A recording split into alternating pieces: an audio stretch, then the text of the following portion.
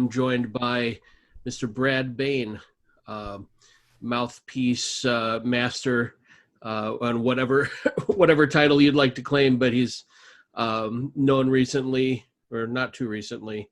It's been, how many years have you been doing mouthpieces now? I started in 1992 and came out with my own custom mouthpieces where it's entirely from concept to completion, make my own material, my own design, CNC machining them, and then hand finishing them in 2005. And from that point, that was a pivotal moment for the business, and we just continued to grow from there. And now we've actually got a factory. Wow. So it's been quite some time and a lot of growth to this Yeah. point. But happy to have you on. I'm glad we were able to find the time. Um, so you mentioned when you got started with that. How long have you been into clarinet? What got you started in that in the first place? Well, thanks for having me here. It's a privilege, Frank. Um,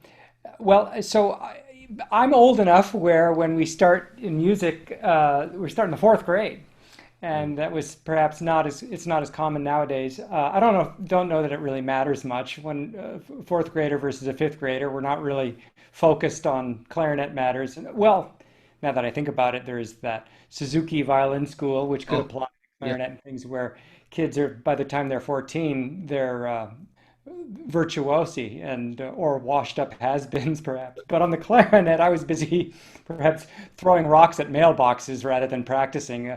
But nonetheless, I started in the fourth grade. I grew up in Massachusetts, and it was a time in my life growing up where my parents had classical music on all the time. It was just on the radio, the local WGBH radio station, and I took an ear to it. I just really enjoyed it. And so when it was finally in the music assembly, they introduced the instruments and everything. I heard the oboe, and I really wanted to play it, and went home and I told my father, I want to play the oboe. And he said, no, you don't. All the oboe players I knew in college were crazy. Too much back pressure. How about the clarinet? And I said, the Clara what? And he said, Benny Goodman, Artie Shaw, the King of Swing, the altissimo expert. And I don't know, but I knew at that point, my father was still a special person in my life. I didn't, I wasn't old enough to dislike his advice yet. And so I took it. And the clarinet became something I fell in love with. And it kind of looks like the oboe. Yeah, there we go. It's a funny stereotype. I I ran into that myself. I don't know if that's just perpetuating from the music world, or if that's, I mean, stereotypes tend to be based on some reality. But I don't know. We're all kind of weird if we're in music at this point. But That's true. that's great. So it's been a while in the clarinet. Is there a certain point, like a specific point, where you decided I really want to dive into mouthpieces, or was it kind of a gradual kind of romance into the topic? Well, growing up, my father was very much hands-on. We had a garage, but no cars would fit in it because he had his table saw, his drill press, tools, a photo booth where he could, process film and develop film and so forth. He was a tinkerer and an engineering spirit. He was not an engineer by profession, but in his heart, I think being an engineer was a very important part of Mm. his thinking process. And so I was exposed to working with your hands from before I can remember. And so flash forward, I'm in college, and my first 2 years of college, I was at the University of Colorado, and I had the privilege of going to the Denver Symphony at the time and hearing Bill Jackson and Ted Owen play in that clarinet section. And it was a fabulous section. Before that, in my high school years, I heard the Boston Symphony all the time because I was listening to the radio. They would broadcast broadcasts of the Boston Symphony, whether at Tanglewood, Table at Pop's radio broadcast with Arthur Fiedler and all, and of course symphony rebroadcasts. And I learned about Harold Wright just through the formative stages of my clarinet development. That was not a master clarinet necessarily. That was the clarinet. It was all I knew as a youngster, and how fortunate I was to hear who would become my favorite clarinetist ever in my formative years, to really define it, where it could ingrain into my fabric of my DNA as how I now propagate my sound. He is the source of my greatest inspiration. But back in college, my first 2 years, I was taking lessons with Bill Jackson. And I went to Aspen and studied with him. And he taught me how to make reeds with a redual machine. And immediately I was hooked. It's connected to that hand, working with your hands thing. And you get this immediate cause and effect, what you're doing with your hands versus what you're feeling and what you're hearing. Yeah. And I think I had a little bit of a knack for it. And so for Christmas in 1986, my parents got me a redual. It was a very lavish present at that stage in my life. But they knew it was a part of, would become a companion in my artistry for life, and as well as an educational important tool like your instruments and everything. I think that everybody should learn how to make reeds. It's, I Mm. think, a natural and important part of the experience being a Yeah. clarinetist. I've enjoyed But seeing your recent content on Facebook with that. That's nice little snippets of people who want to explore that. Do yeah, you still have that redo all somewhere around? I do actually. And with Bill Jackson's help, he introduced me to an engineer at the University of Colorado who was head of the machining program, and we dialed it in. He set it to all the micrometers to make sure that the table was aligning to the sanding wheel in a way that it cuts beautifully. It did back in '86, and it does to this day. I've moved on to the BKM4, which is a German machine, the Blatt copy machine, the reed Uh, copy a machine. lot, yeah. It's a heavy duty machine, and it's like the redo all, just bigger and more industrial, and I Mm. think it cuts really accurately as well. But I still have that redo all, and I use it occasionally because I have a good reed setup for it. And so if I'm looking for a certain style cut, it's easier to just to walk over to that machine and make a reed rather than, to take the model reed off of the BKM and put it on and so on. But yeah, working with my hands, working with reeds became an important part of my clarinetistry early on.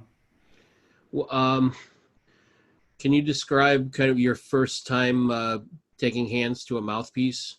Yeah. Was it just playing with the facings or just examining a lot of different examples, or how did that go? Well, yeah. So flash forward now, I finished my college, and right when I was finishing my master's degree with Robert Marcellus in May, or no, it was in or April, I took a few auditions, and I was at that point really at the top of my scholastic game, and I was successful. I actually won two of those three auditions. The first one was a lower paying job. The second one was a higher paying job, so I took it, and that was in the Tulsa Philharmonic Orchestra. And so flash forward 2 years later, we had a 1 year position, and Lee Livingood came to Hmm. take that chair, and he and I became fast friends, and we're now lifelong buddies. And that year, we both were reed makers, and we were both interested in mouthpieces, and we learned together how to do adjustments to mouthpieces to improve the playing experience. It was great because I could go to him and say, "Hey, try this," and he could go to me and try this, and we would learn from each other's successes and failures twice as fast because we had two people to feed Right. our observations off of, and we both really liked it, and we both do it to this day. And one thing from there, I just couldn't stop. I mean, it was like, they say it takes 10,000 hours to become an expert at something. Well, I think I put that 10,000 hours in the first year. Yeah, there you I go. remember one time I was sitting at the bench working on mouthpieces, and I looked at the clock, and it was 7:30 p.m. and I realized I had a concert at 8. Oh, And I was sitting in my underwear, and I'm like, "Oh my God, I have to put on my clothes, get in the car, drive a 30-minute drive to the hall, put my instruments together, and play a concert." And I broke a few laws in terms of the speeding to get there. But I was so absorbed in the mouthpieces, I didn't even know that I was late running behind, let alone sitting in my underwear and totally underprepared for the evening's professional obligation. I That, loved it. that's great. I mean, that's uh, you can tell the passion involved in the pursuit of it. But and I like how there was kind of a camaraderie of craftsmanship between the two of you to start sorting things out. Um, uh, uh, other than kind of your mutual brain trust with each other, was there any other resources that you use to kind of craft your approach? Well, it was, I mean, I think the majority of my approach was founded by my concept, which came from being exposed to my hero, Harold Wright, through my early years, and then, the craft of learning at a college level with Robert Marcellus. Hmm. So I took that concept of what the sound should be and what the playing experience, the approach, what the reed should feel like, all of these things, and then I just uh, superimposed it on the other side of the reed to the mouthpiece. Of course, well, at that time there weren't as many, but there were some writings about, mouthpieces and, the basic approach, the Eric Brand book through the Selmer textbook on instrument band instrument repair. I didn't use it, but once I skimmed through it, I read it and looked at the database of facings, the schedules they're called, and I still have it, but I don't resource it often because um, I found my own path, my own process, my own techniques, and that's a bit outdated. The language used in describing lapping paper. I Oh, don't know yeah.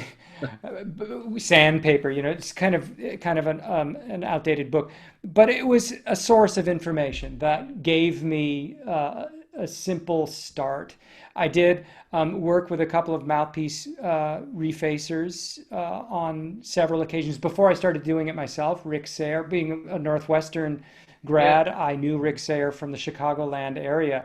And he's such a lovely guy. And I went to his shop 3 or 4 times. And while he didn't share any of his knowledge, he let me sit in the room and be there, and I could witness the benefits of, like, what it was, and then flash forward 10 minutes after he's done his whatever it was he did, and now it's better. And that was an inspiration. And just being a handy person, it was always really very interesting to me. And then because my brain trust buddy Lee and I both had a moment in time where it was just the right opportunity, the right time, the right camaraderie. Let's do this. And it just happened naturally, organically. We both learned from the process. They say, what's the best way to be a master at reeds? When you've filled a laundry basket full of rejects, at that point, you're a Same thing with mouthpieces. You've just got to do it. I will say that within a week, or even just a few days, I was able to copy the facing of my favorite mouthpiece to one that I was working on and have playable results. So much so that I could go to rehearsal, go to orchestra, and use my own mouthpiece, a Oh, mouthpiece that I made. Of course, I didn't make it. I refaced it. That's just like 5% of the equation. The material, the chamber, the bore, the baffle, contour, all of those things influence. It's the sum of the parts. But um, I refaced a mouthpiece and started playing it. And no more was I using a commercial or refaced mouthpieces by others. I was using my own work. And it's very rewarding to play a yeah. reed, a mouthpiece that you've put your hand in. I've heard that that sentiment a lot from a lot of different fields, like the satisfaction of it being your own thing, from certainly reeds, like my first experience making a reed that actually made sound. But farmers eating their own produce, and there's or sitting in a chair that you made. Not that I've done that, but there's that satisfaction. It's nice to hear. I'm glad it's something you can corroborate. Now you mentioned your concept. I'm sure you go into depth a lot in your own materials, but is there some way you can encapsulate that to share here? Like, what is your concept? Sure. I'll do it two ways. One, I'll make some noises and I'll EQ myself into what my concept is, and then I'll talk about it. Huh? So, I think of just from a pedagogically speaking, you're teaching a student, the clarinet sound is part oboe and part French horn. It's like it's got two parts. There's the body of the sound, and then there's the center of the sound, the point, the focal point. The body being the horn, the focal point being the oboe. So you don't want one or the other. You want a mixture of both. Mm. So how you EQ it is where your concept kicks in. And so here's the horn. Here's the oboe. So we blend the two together.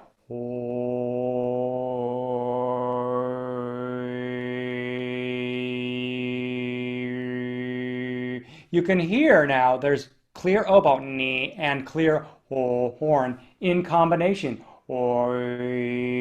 So that's, I think, a 50-50 split. It's perfect resonance. That's my concept. I want all the overtones to be there, ever present. I'm not interested in removing sound from my sound. Mm. I'm interested in everything. And then it's how you assemble it, how you EQ it, right? And so you can go 70-30 oboe horn, 70-30 horn oboe. I don't know if that comes through very well digitally through the Zoom, but It's no, it makes sense. It's something people can explore more, but I get the idea. There's the higher ranges and the lower ranges coming together for. I mean, I think part of it is it makes sense to me because that's something we agree on as to what we want our sound to be. I knew I liked you, Frank. I mean, it's so personal. That's the thing. I remember I was working with a important clarinetist from Australia. He came all the way up to where we were living to work on mouthpieces. And like if you were to ask me where am I leaning, the oboe or the horn, I'd say oboe. Remember the beginning of this conversation? I love the oboe, right? So I asked him just so I could get in his headspace when we're working on mouthpieces. I want to, it's not for me, it's for the client. So what do I need to do to give him what he's looking for? And I said, so, are you more interested in, the quality of oboe or the quality of horn? And he said, oh, I don't want the oboe, I want the horn. He wants to sound empty of that second resonance, the two resonants, oboe and horn. Remove that and just give me horn. Now, I think, he's a lovely player, a lovely person, but I think he's wrong. Why would we eliminate something if we can take more stuff and put it into the mix? There's more flavor. There's more interesting spice components to the sound. The key thing is that we have to assemble all those components so that everything is beautiful. And that comes from our approach, how much air we're putting into the setup. No two reeds want the same amount of wind. A softer reed doesn't require as much wind. So we need to be sensitive, or a harder reed needs more air just to get it to go. So we need to be sensitive to those important influencers. Yeah. I'm a little curious. Do you find a certain type of player leans towards one side of it versus the other? Because I know I've heard clarinetists that I might describe in that, the more horn category. It's a little more, I don't know, like a hollowness. Exactly. Yeah. But is there? I don't want to sound like I'm at the ENT and they're sticking that giant popsicle stick down my throat and saying "go ah," right? I want to be blowing through a cocktail straw. That kind of sound. So yeah, I mean, there are a lot of concepts of sound out there, and there are a lot of different mouthpiece guys out there that can serve those various concepts. But I mean, if we think about, those of us that are in the know, we can think about the clarinet world, and where do these different concepts of sound come from? I think part of it is the symphony, the style, the expectation of a different ensemble. Like the Vienna Philharmonic, they have like the oboes and the horns. They play very specific instruments to that orchestra, and they have a very different approach than in other cities in Austria by comparison. But so they have a very unique quality of sound. The Berlin Philharmonic, the London Symphony Orchestra, the Boston Symphony, the Philadelphia Orchestra, the Chicago, the Cleveland, the Los Angeles. We've all got our own unique sounds. And I dare say that when Los Angeles went to Disney Hall, they had a different acoustic, and the clarinet players probably tweaked their setups to accommodate that acoustic space. So the acoustics in large part drive the equation, and the individuals in those important chairs drive the equation, and then they have their spheres of influence. There's that. And then there's just what's the mainstream. I mean, right now with the internet, we can all go online and we can hear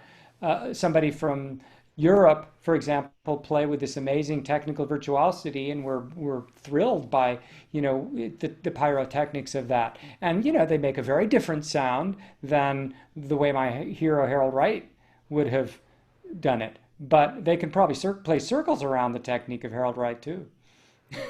Yeah. It's amazing. We should all, we Americans, we should all get to know what's going on from a technical standpoint on the other side of the pond. They are virtuosos like we can't imagine.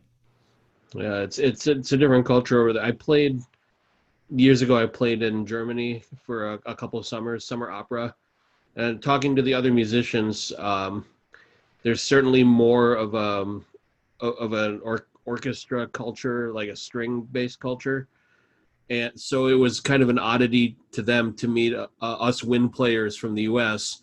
because we grew up with the band, like the school band programs, so it was often very balanced to the winds, and it was more, at least in my experience, it was more rare to run into string players, and there are certain things that we did that I guess the average wind student was less capable of over there, but a lot of it seemed to be just the culture, the education culture. I mean, it's certainly at the highest professional levels, those the wind players are still monster players, but well, I think it would be interesting to think about the amazing pyrotechnic virtuosity of the clarinet playing in Europe outside the Germanic speaking countries. Because the instrument, the German clarinet, I think intrinsically is more cumbersome to navigate than the French style instrument that you and I play. And so I wonder, I don't know the German level of virtuosity, but when I go online and I go to clarinet conferences and I hear some of the French, the Italian, there's a machismo, there's this thing about higher, faster, and louder, and it'll blow your mind. And then, you go to Eastern Europe too, and they're really incredible virtuosity, but they all bring their own unique. In Spain, they bring their own. Portugal, they own their own culture into the mix still, and I hope they will forever. And by the way, as we're in the middle of this pandemic, we've all been in our little bubbles at home practicing. I do hope that we'll all come out of this on stage with a little bit more individuality as a result. Yeah, that's the individual artistry thing. That's an interesting concept, because I know we've run into each other at orchestra jobs or orchestra auditions, and they're certainly looking for something specific in an orchestral audition setting, but it makes me wonder, like, what are people preparing for, and are they preparing to be their own artist, or are they preparing to fulfill a certain role that's kind of pre-prescribed? Like, how much individuality is left after we're preparing for the same jobs? Yeah, that's a thread, a needle to thread, and I'm still trying to figure that out. I've come to the conclusion that to be successful in an orchestra audition, you have to do no harm. You have to play in such a way that they can't eliminate you. And that does not, by any stretch of the imagination, mean take musical risks, sadly. Mm. Wait till you get tenure and then, you've got There you go. clearance. But uh, yes, play musically, but play in such a way that you won't annoy anyone. Right. And sometimes if you do a little this or a little of that, it might be creative, but it might be outside the standard of what they're used to hearing or what they're used to expecting. I mean, every orchestra is different, has a different ensemble of cast of characters and expectations. What they're used to is a huge influence, and the acoustics of that hall, so on. Mm. So you're better off, I think. My advice would be play technically flawless and play musically perfect. Don't go out of your way with adventurousness. If you can come up with an idea that's unique and beautiful and flawless, yeah, go Yeah. for it. But save that for the finals. There we go. The sound advice. But yeah, no, I agree. I'm looking forward to seeing what comes out of all this as far as the arts. Um, and going back to what we talked about adjusting for the hall, people adjusting for the hall. Um, I kind of wonder now with if we're all online and playing things via our recording equipment, like well, how is that going to influence things? Because we're not playing to the end of or to the back of some ancient hall, or even in some cases even a smaller you know smaller chamber setting. Like right now I'm sitting maybe 2 feet from Yeah. my recording device, checking levels so I don't blast anything out too far. But um, I feel like your concept of resonance would serve that setting with today's equipment pretty well. Just Well, with having been off the stage since February, here we are in mid-September, September 22nd. Um, that's a long time. And sure, I'm in my little practice bubble. But I will say that intensity is the stuff of projection. mm, That all those upper partials, the oboe in your sound is what cuts. And so for orchestra, I'm ever aware of that need so that I don't get tired blowing, trying to play loud to be heard. You don't play loud to be heard. You play loud to be musical or mm, soft. I mean, you have dynamics are your musical influencers, and intensity is to be heard. That's what you do to get your sound out there. And by intensity, I mean the bringing your sound to a real fine point, the oboe in your sound, and so forth. Of course, we have other methods of music making as well, and color. What does that mean? Well, do you want it red or yellow? Color, in other words, means how we affect our timbre. I can put a little more heat on the sound. When I sing the Mozart concerto, I don't go da da da da da da da. I think da da da dee da da da da. mm, On that appoggiatura note, I lean into it with intensity. I bring the oboe to a hotter EQ balance. And you need only some reeds and some mouthpieces are capable of that. Most mouthpieces and reeds, they're just going all the time. And me as an artist, as a mouthpiece maker, as a reed maker, as a clarinet player, as a guy who goes to orchestra and wants to deliver something that's special, I think about color a lot. And I think that we should all do that. I'm not excluding anyone, but I think we should all do that, and we should all achieve a lot more than what is typical, because that heavy reed, dark mouthpiece, just it doesn't have the stuff to do that. mm. It gets, to me, that becomes boring. And also, by the way, the heavy reed is the stuff of bite and blow, which basically is teaching you bad habits. Yeah. Um, I I think in my own pursuit of what I want my equipment to do, I mean that concept or most of what you've described is kind of right up the alley for me. But I've found also, this, depending on the setting I'm playing in, being able to kind of or having the flexibility to change color and timbre. I don't like being like I've played equipment, for instance, that you know it has that single concept, but you can't ever deviate out of it. Yeah.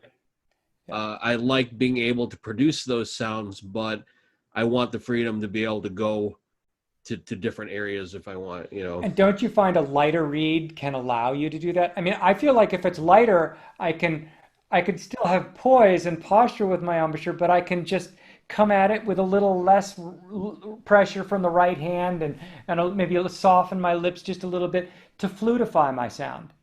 If I want the obification of my sound, really bring it in, button down and cut, I can do that as well. But oftentimes, if I'm playing with the flute, I want to sound like a flute. If I'm playing with the oboe, I want to sound like the oboe. But above and beyond, it is a clarinet. It's not like I'm trying to be invisible. I'm Right. just trying to be a good citizen and be able to go both ways. And, even the hornification of the sound.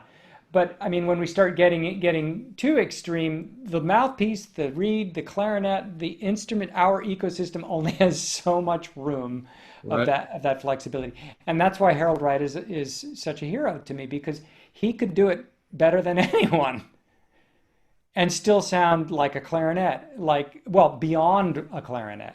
When I hear in my mind's ear Harold Wright, it's not just a tone. It's not just a do. There's something artistic there. It's ooh, there's an intensity quiver. There's a Yeah. phrase. The There's the something that's particular interesting. the particular soul of his playing. I Yeah. like. I mean, to kind of humanize it. I mean, it's fascinating to look at these things in terms of frequency or but um, yeah, I agree. There, it's a special thing to hear his playing, and but I like to relate it in those terms of kind of like a soul or feeling or it makes him unique. There, um, but it's seems like a quick way to to cut to that for me. Like you hear his soul in the playing. I mean, comparatively, I've heard some virtuosos that again, technically amazing, but I didn't feel like they were saying anything to me other than look how cool my playing is. Yeah. Um, so I don't know. That's getting a little out there, but Well, uh, I'll bring it into, I mean, two principal clarinetists, two of the great orchestras in the world, and they've got recordings. We should all just listen to the two, and they both play beautifully. Listen to the Carl Leister Brahms sonatas and the Harold Wright Brahms sonatas. Totally different approaches, totally different timbres, totally different pianists. The Harris Goldsmith Wright recordings are great.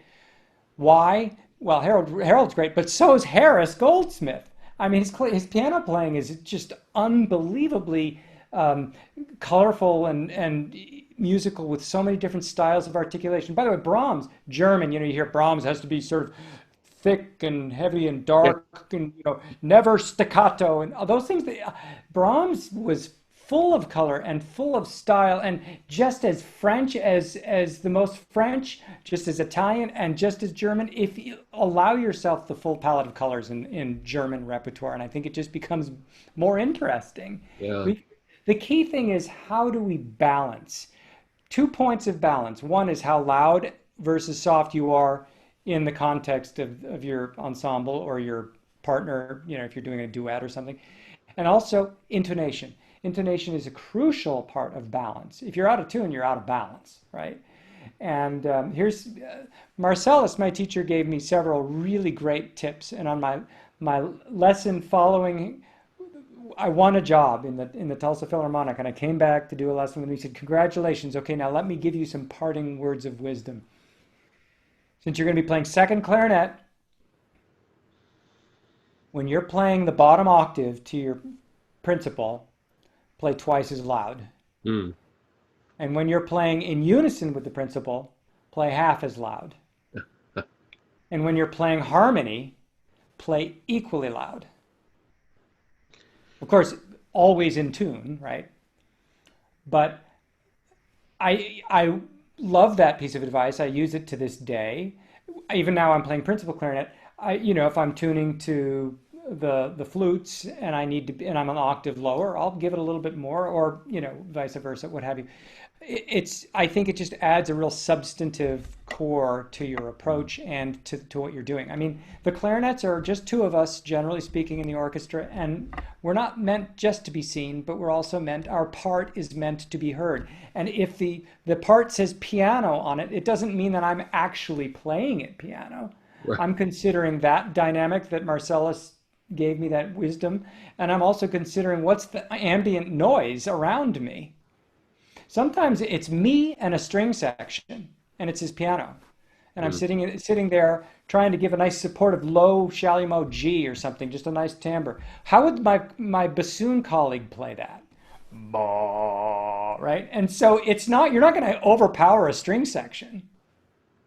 Right. So I'm putting some resonance in there. And again, it's how you voice the sound, how clean the sound is. Cleanliness of sound. I want the setup to be able to deliver pianissimo, the softest piano, totally clean. I don't want to hear any noise. That's my objective. It's not easy to do, but that's where I select my reed. And then it's easy to play loud. But can you get a setup that gives you a clean, soft dynamic? It's litmus tests, figuring out what important things your reed needs and your mouthpiece, all of these things, anything that we do, whether we're selecting a reed or mouthpiece or clarinet, is develop some litmus tests that are important to you. I need to be able to play soft, clean. I Mm. need to be able to play loud with a supported, unspread sound. I need to be able to play crossing into the third register with musical possibilities. It shouldn't just be either on or off, right? Right. It's not a two position switch. Infinite options with articulation, not just staccato, legato, and that other one that doesn't have a dot or a line on it. It's so much more. And that comes from the density in the cane in the reed that you select. It comes from working resistance built into the mouthpiece, built into the material from which your mouthpiece is Mm. made. I don't make glass mouthpieces, but that's the secret in glass. In crystal, there's more working resistance built into the formula of those mouthpieces, allowing you to use a really light reed, and everything blossoms and it becomes really clean Mm. and colorful as well, and comfortable here. That's interesting. I did want to segue into that, the materials, et cetera, but um, that reminds me of before we go on, it reminds me of a story Cal told us about. Cal Opperman, known among other things for making equipment for his students, but he related a story to us about trying to work a crystal mouthpiece, and it basically just blew up in his face. Like I think he was trying to bore it out or something, and it heated up funny and just Yeah. shattered in his face. He said he was lucky he didn't lose an eye or anything. Yeah, But like it can be who knew it could be dangerous. Glass is tricky. I mean, I think that there's only so much that you can do, or else you might break it. yeah, I work on the facings on the glass, but I don't do bore work on them. I'm glad you brought it up though, because I did always wonder, like, well, somebody came up with it, and some people still seem to enjoy them. I just kind of wondered, like, why is it that some people are drawn to a glass mouthpiece? Yeah, I would love to talk about the different, fundamental differences in materials and perhaps some design Yeah. shapes of mouthpieces, and what the audience, might find beneficial in that knowledge. Your audience can be a wide from the beginner to the professional, and I don't want to usurp your concept of what the audience and who we're talking to. So I'll leave it. I will ask you, should we do that? But I also have a question for you about Cal, because that name comes Sure. up a lot. I Yeah. would love to know, and I'm sure the audience would love to know more about this man. I studied with Marcellus, but we had a clarinet lunch. I think it was every Tuesday midday. The faculty at Northwestern, the clarinet faculty, and any students who were available and wanted to join in. We had this private little room at the cafeteria where we would go and eat lunch and talk shop and tell stories. And Clark Brody, who used to be the principal clarinetist in the Chicago Symphony, used to talk about how anytime the orchestra was on tour, he would stop in and meet with Cal Opperman. We used to call him the Mad Genius. Clark said, and of course, Cal was famous for his reed work, his knowledge with reeds, double lip embouchure, being a teacher, a pedagogue. He taught his probably one of his most famous students was Richard Stoltzman, and of course his doing work on anything clarinet related, whether it's a barrel, a clarinet, and of course mouthpieces.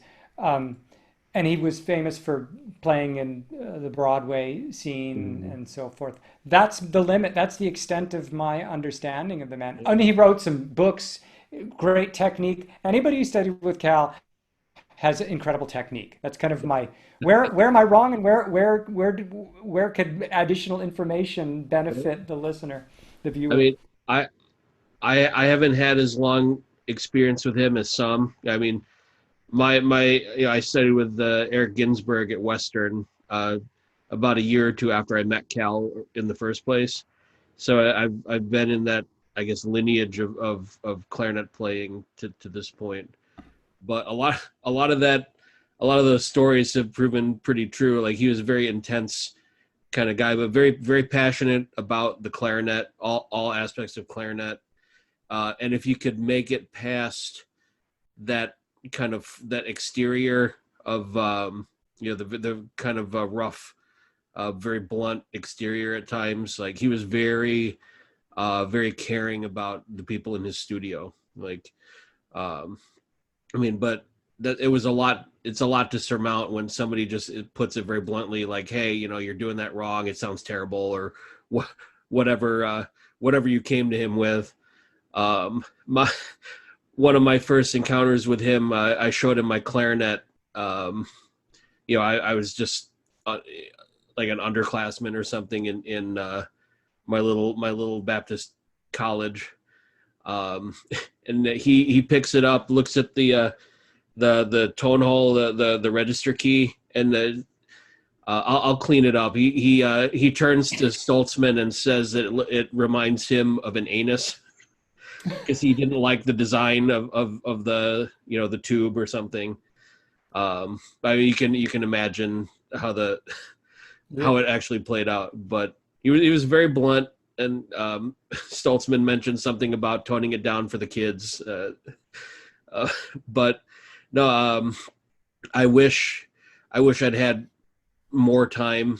I mean, he was always busy, and it's expensive to travel to New York you know to do anything, let alone study Yeah. with Cal. But I've had the good fortune to um, be around people who've trained with him for 30 plus years. Um, different personalities, but to have access to that body of knowledge has been invaluable to me. Um, Interesting ideas about equipment. I know I've been able to sit behind some of that stuff. Ginsberg would let me try some of his equipment, and it was I I don't know how the custom work is still a different subject to me, but Cal made it a point to customize for each of his students, from the mouthpiece down. And it seemed to me, like, in addition to the ideas of resonance, um, it seemed like it was really meant to project, like, really project. Um, I imagine it was all those old school, Broadway pits and halls where you want to be heard, you need to really be heard. Um, and they were always it always seemed kind of open to to change, depending on the setting and the needs of the student. Um, I've seen him take somebody's junk plastic mouthpiece and clearly didn't play, and just do like a quick facing, or and I recall he had a file and just kind of dug inside the baffle, it looked like, and then suddenly it sounded beautiful. Like, I wouldn't say as beautiful as like a custom hard rubber mouthpiece, but certainly um, certainly worlds beyond the what you'd expect out of a little plastic junk student mouthpiece. If I could jump in, that speaks highly of the merit of a good facing. I mean, maybe he did some other things to the chamber or the bore, but um, there are some mouthpiece refacers that, their approach. Matson was kind of like this, where you take a mouthpiece. Everett Matson, for those of you who don't know, is kind of the guru of mouthpieces for the second half of the 20th century, really. And he was the primary guy for all the great symphony clarinetists for a Mm. long time. And he would reface Selmers and Shedvilles and Caspers and whatever came across his bench to help those clarinet players have a better playing experience. Uh, but his approach was he would put his facing on the mouthpiece, and then from that point forward, he would do whatever little internal changes to the baffle or the side walls to get it to blow through and to propagate right in feeling. And I think that's, there are others that do that approach. I disagree, actually. I think that the baffle height, the throat dimension, that has a personality in itself. And if it's well constructed, and if you can assess what is its purpose, why did the maker of that mouthpiece come up with that throat shape and the baffle height and the rollover or the not rollover, respect that.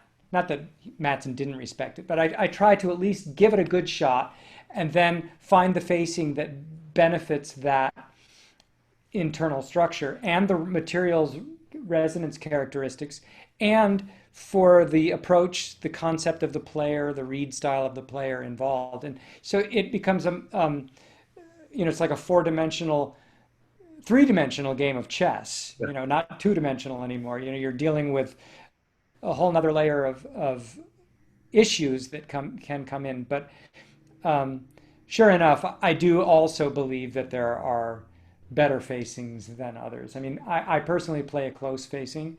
It's more common in the United States. In Europe, they play more open, and in some places in Eastern Europe, they go really open.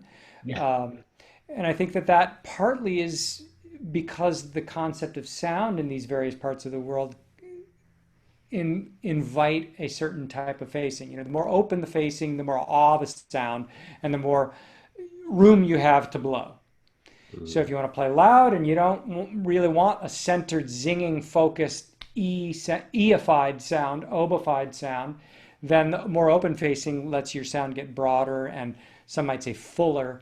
I disagree with that particular term, but semantics. Uh, so going back to Cal and that plastic mouthpiece, you put a really good facing for that player and that reed of the moment, it'll sound really good, really good. In spite of the material being intrinsically flawed, you can get away with a lot. Well, I mean, it's great to recount these and bounce some of this stuff off of you. But I want to bring it back to you and your work. Um, Now, as far as like what you consider, you talked about a better facing or worse facing. What can you describe what you think like is a good mouthpiece? Is there some easy way to encapsulate that? Yeah. So the older I've gotten, I just had a birthday a week ago. Oh, happy birthday! Um, the older I've gotten, the more feel trumps sound. And that's because the older I've gotten, the more confident or assertive has my concept become. And so I will make anything sound like me, Mm, given enough wherewithal, and I can't do anything but. So if it feels good, it's easier for me to be me. mm, Therefore, I've got a lot more of my just reserves of energy remaining to make music. So for me, what is a great mouthpiece? It's one that, with my natural way of blowing, produces a mid level of dynamic. So I've got room up, a high ceiling, and a low floor. I've got a wide range. If my just natural talking voice into the clarinet is B, which is say mezzo piano plus, when I take a mouthpiece, put my reed on there, and I blow into it, Brad's natural, I want it to be mezzo piano plus, so that I've got room up and room down. I don't want to be 9/10 on the throttle. I don't want, because then I'll have a very limited room Right. left for the ceiling. And I don't want it to be like really a lot of work to get soft. It's got to be just comfortable and natural. And um, it's got to have oboe. It's got to have the highs and the lows mixed. Too often now I'm hearing the lows, but the highs are just sort of like, where are they? I won't mention names. It was at a clarinet conference in a Midwest state, and the clarinetist, a very famous clarinetist, was playing a Brahms piece, and it was absent so many highs that all that was left was the noise. A sine wave plus all the reed crap. Yeah. I mean, it was stunning to me. Why would somebody take so much of their sound away from their sound so that is all that is left are a few, a fundamental and the 12th, and then nothing else? I mean, I'm exaggerating. To me, it was disappointing. I left upset. I left looking for something more. I mean, it should be though. That's the thing that's neat about the clarinet, is that we're so passionate about what our sounds should be. And if we're not, then maybe we should check in and try to develop a concept. So I guess, what is a great mouthpiece? It's one that is true to my concept. It's got to sound and feel right. And the thing about it is that a mouthpiece is just one part of what my friend Tom Pawalski calls the matrix. That is the mouthpiece, the reed, and the player. When these three sort of unite in a way that is effortless and unified in concept. By that I mean, I want to go E. I want my sound to be E. So if the reed is going ah and the mouthpiece is going ooh, we're having a little argument, right? But if the mouthpiece is going E and the reed is going E, I can relax and just let those guys do it for me. And then it becomes a lot easier. But if the person from Australia wants it to be ah, my E-ified setup is going to be incongruent with their search. So to me, what a great mouthpiece is not what to my friend in Australia a great mouthpiece is. And so it's interesting. I'll just add. Just today, I continue to do a lot of refacing, and I find it's great. It's like doing your scales. It keeps you in check. It keeps your chops in shape. And so I got a beautiful old pre-war 1920s era mouthpiece called Mellophone, and it's like a blank, a Chedeville blank. I mean, it's a mouthpiece that was made by the Chedeville factory pre-war era, which is like the golden era, the creme de la creme of mouthpieces. And when I tried it, it was just completely untouched by any hand. So I had this wonderful time capsule to 1920 in my hands, in my mouth, and I blew into it, and it went ee, and I was just so happy. It didn't quite feel like, it was a little tight feeling with my reed. I could get a reed and it would blow through and do all the stuff that I want. So it's a little old-fashioned, the facing, but the sound sure did a lot of wonderful magical stuff. And that's the start. And then from there, you just dial a feel in with your reed and your facing to make it eminently playable. So what is the playability? Again, I need to be able to play high loud without spreading, soft without crap, and I need to be able to play with infinite variety of articulations. A little bit of working resistance gives me something to blow into to enable that. Whether it be from the reed or the mouthpiece, I prefer a little bit from the mouthpiece, because then your reed doesn't have the duplicitous task of both being a response mechanism and a tone mechanism. I'd rather let the mouthpiece be responsible for your sound and let the reed just be, it's there to vibrate, to create noise. The mouthpiece can cultivate the noise, curate it into something that is beautiful. And then I, as a player, my embouchure, the suppleness, how I manipulate things, and my air and how I treat the wind, heat, warm it or cool it down, and so forth, give me the nuance, the artistic possibilities. Mm. I don't want to have to just simply throw gobs of shovel air through the setup just to get it to But start. I And if the sound from the mouthpiece, the reed matrix, is standing up on its own, that's a Montanaro quote, mm, then I don't have to do it from here. Rule number one for all students is to blow.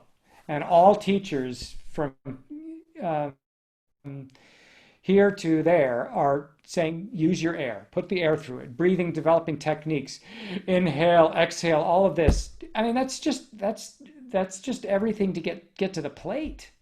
But if you don't have to blow like heck just to get a sound, then we can learn how to curate a sound with a supported wind in a more human kind of approach. I'm not yelling right now. I'm speaking, I'm talking with a little bit more projection than perhaps I would if we were having coffee, because I have a microphone and for some reason I feel like I have to talk loud to a microphone. But you know what I mean? I'm not trying to shout all the time in my um, way of talking, nor should I shout all the time in my way of playing the clarinet. And I feel like that's what we're taught.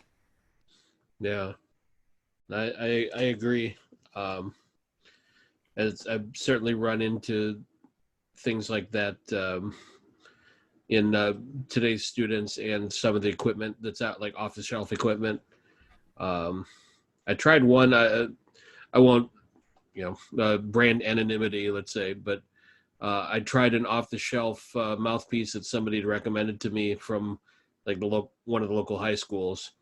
And when I put my when I went up to play it, um, it's just what you described before. There's less of the high frequencies, and it felt like it took 2.5 times my usual air to even produce sound.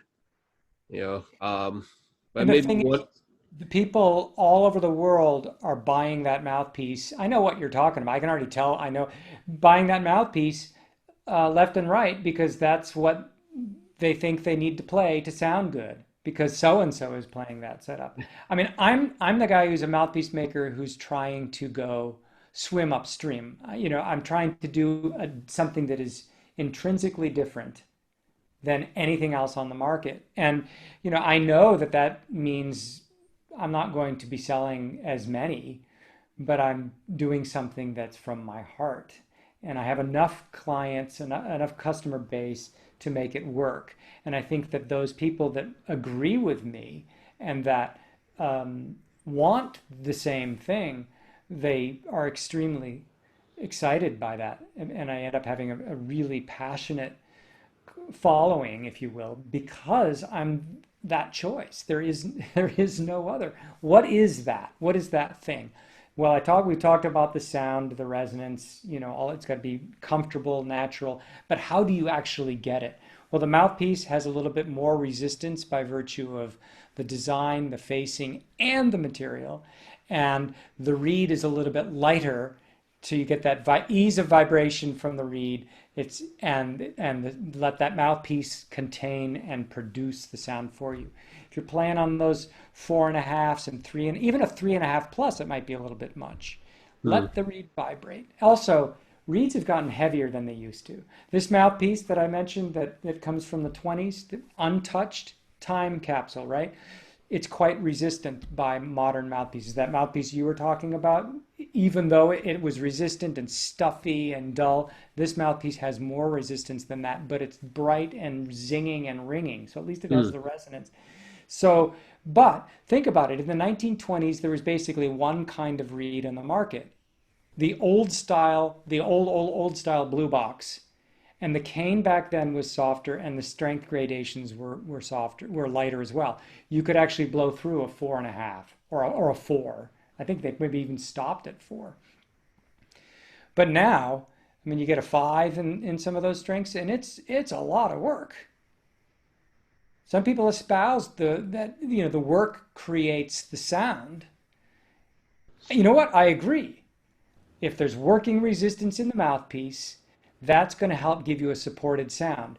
But if the mouthpiece is designed right, and if the player interfaces it with the right blowing style, if you will, then all you need is vibration. Just couple a vibrant, free and easy reed to that resistant mouthpiece, and then you've got something that's really easy for me, the player, but I have a full range, trying to get you in camera, without it distorting up here and without it getting fuzzy down here.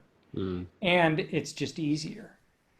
So that's sort of my not necessarily clearly articulated uh, concept as a mouthpiece maker, but it's different in that there's more resistance in the mouthpiece and there's less resistance in the reed to get that um, wah combination that just makes you excited. Yeah. What is that excitement? It is a relationship.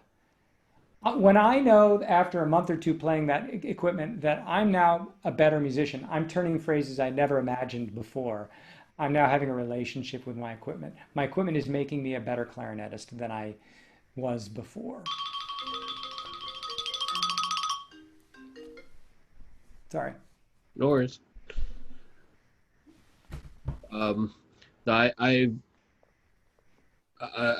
heard it. One of the ways I've heard it put, I don't remember from where now, but the idea that you don't want to fight your setup. And this makes a lot of sense to me. Why you should be cooperating with your equipment, and you're as opposed to forcing your will on it, or you know uh, deciding which one's going to win that day, you or the reed or something, like being able to open up that case and cooperate to create something. Yeah. I bet Cal, from what I can tell from a lot of his students, they don't play especially hard reeds. I bet he didn't play a really hard reed. I can say that one of my clients, Bill Hudgens, who's in the Boston Symphony, plays a very light reed, and yet he sounds amazing. And I know of other really well-respected professional clarinetists that when they try his reed, they think, "Wow, that's really light. It's like tissue paper." Yet he has figured out how he needs to blow and how he needs to deal with pressures and everything to create a very rich, ringing, vibrant sound. It sort of transcends, Harold Wright was the same way. It transcends you can't say it's a dark sound or it's a bright sound. It's all inclusive and more. The sum Right. of the parts greater, that sort of a thing. And to do it on such an easy playing setup gives you more comfort, longevity. He'll be able to play the clarinet beautifully well into his 80s probably because he's not hurting his body. Yeah, that's that's a concept we taught at my martial arts school. And the show is Clarinet Dojo. It's I have both of those backgrounds, music and martial arts. But one of the things, so we try to teach for our martial clients, is the idea, you're not doing harm, and you're encouraging health. Like there's a lot of sports where if you try to excel at the sport and you end up ruining your body. Like professional fighters are like this. You get so many headshots, or you ruin your joints, wrestling with people. um and it's kind of, at some point, it's contrary to that concept. Like you're achieving great things, but at what cost? I, Yeah. I imagine in martial arts, you'd really, the people in the know would think the greatest achievement is to deflect your opponent's aggression and let them, flail off in the distance, than to be, the aggressor and take them out. Same Right. thing with reeds, right? I think it's a test. When I was in high school, it was a testimonial of my manhood if I could play a five, right? Well, I learned I'm much smarter now. For me, testimonial of my manhood by how light the reed can be and still be artistic and beautiful Mm. sounding because I know that I'm the reed equivalent of deflecting the blow rather than, coming at it, Yeah, does that ring true to the martial arts at all? definitely. That's, I mean, there are many arts with different, just like music and equipment, etc. There's a lot of different viewpoints on how it's done, but the one that lets you practice the longest and retain the most of your health is the one that's um, you know, yeah, more cooperative and defensive that way. I think that's great. It's we should all be inspired by that. Yeah, no, it's a universal. At some point I'll get this out in writing too, but everyone I've talked to in every field, they have some inkling of that concept to do more with less and do no harm. Um, but that's great. So if if you'll humor me, I want to get into get in the weeds a little bit Sure. about some of the technical aspects. We talked about the fabled golden era mouthpieces. What is it that makes them so special? Well, I think the simple answer is the rubber from which those mouthpieces were made was better. It had a better sound. And this is a little bit controversial because there are a lot of people that say, well, the material has no influence whatsoever because the sound waves are traveling through the bore, and like the instrument, whether it's wood or plastic, it shouldn't matter because there's nothing touching it. It's just a sound wave. Well, on a mouthpiece, you've got a reed vibrating against the facing, and we can feel it. Those of us that are single lip players, our teeth on the beak, buzzing, the head buzzing sound, and feel. So that beak of the mouthpiece is vibrating sympathetic to the reed's vibration, and that creates a system. And the viscoelasticity of the material, how it relates to the reed's vibration affects the sound very much and the response very much. But of course, how you shape the mouthpiece has a lot to do with it as well. But basically, the old rubber had more resonance, Mm. to put it simply. And why did they get away from it? Well, the old rubber was without getting too long, it was without as many accelerants and stabilizers because mouthpieces used to be made out of rod rubber. I make my mouthpieces out of rod rubber, but most modern mouthpieces now are made from molding process. But Mm. when you add accelerants to expedite a very long cure, the cooking process for hard rubber can be days, and Well, that's very expensive. You've got your rods cooking in an oven for hours and hours and hours and hours. And you're not moving them through the conveyor belt. It just becomes very expensive. That's one of the reasons why my mouthpieces are expensive.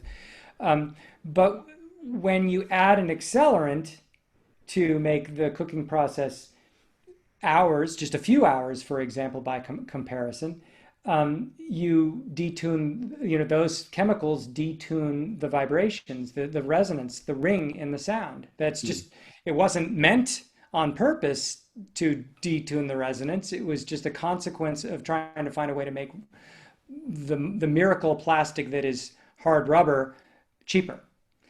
And then they added stabilizers into the formula because they wanted to have the end result, what comes out of the cavity when you're doing a molded mouthpiece, look more true to your design intent. I mean, some mouthpieces don't have as many stabilizers, and they look like lima beans when they come out of their molds. And others have a lot of stabilizers, and they look very, the mold is very consistent. The bore, the chamber is very much more consistent. But I don't know that it sounds better.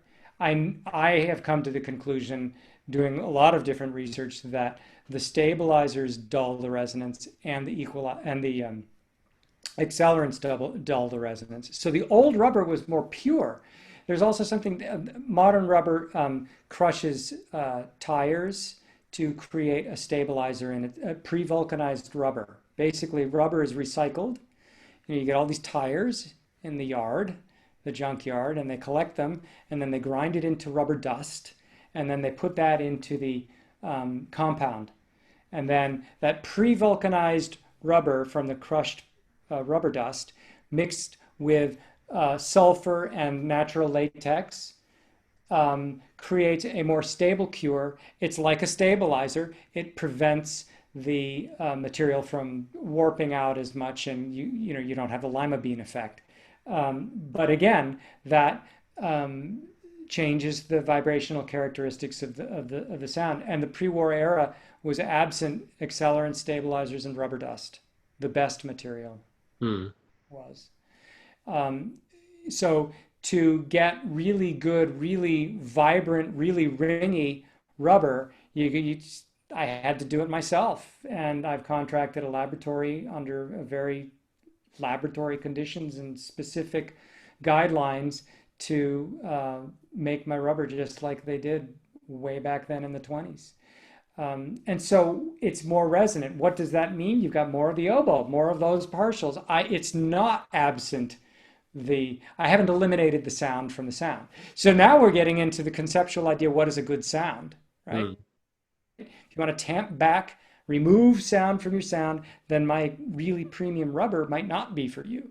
But if you want a full painter's palette, all the colors, the primary colors, and give you the opportunity to mix the red and the yellow to create a purple or whatever, and all of these different colors, you need all your sound to be able to sculpt your own character, your own unique voice. And that's what the old mouthpieces did, the old material did, and that's what my proprietary rod rubber does as well. Other materials, like glass, is colorful, but it doesn't have the same projective elements. It's absent some of those upper partials as Hmm. well, and it's more blowing resistance. Wood was very common before vulcanizing rubber in the late 19th century started. Charles Goodyear invented it by mistake, by happenstance. But the wood warps. You're playing it and the thing changes while you're playing it. It's just not reliable. No matter what oils and treatments, you can maybe get 15 more minutes out of it. I don't trust wood. I And I had don't think it sounds better than rubber, to be I had, honest. I had I think it was for E flat, but I had a wood mouthpiece for that. It may have come with the clarinet, because I got it like an old like 19 teens E flat. Um, that took a lot of work to get playing again. But then I decided to try that mouthpiece. I brought it to Rick Sayer because I'm here in the Chicago area. He did it, but I got kind of a lecture about not bringing that stuff to him anymore. But it was fascinating to hear, at least for the time that it was still capable of playing. It was an interesting sound. There's similar projection. I feel like to a good rubber mouthpiece, but it was just somehow different. And then of course it wouldn't play anymore because it's wood. Um, Yeah. but that was kind of my small lesson in mouthpiece materials.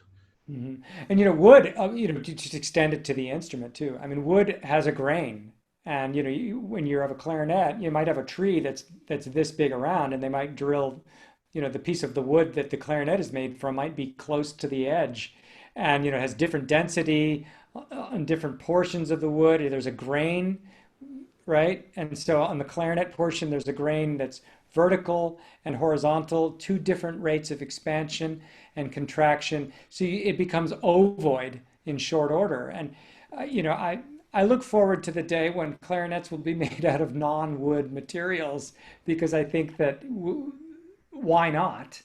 And I was actually I had a conversation with Luis Rossi last year, and he said he made a clarinet out of PVC or some plastic Hmm. material. And I said, "Oh, how did it sound?" He said it was fabulous. It was wonderful.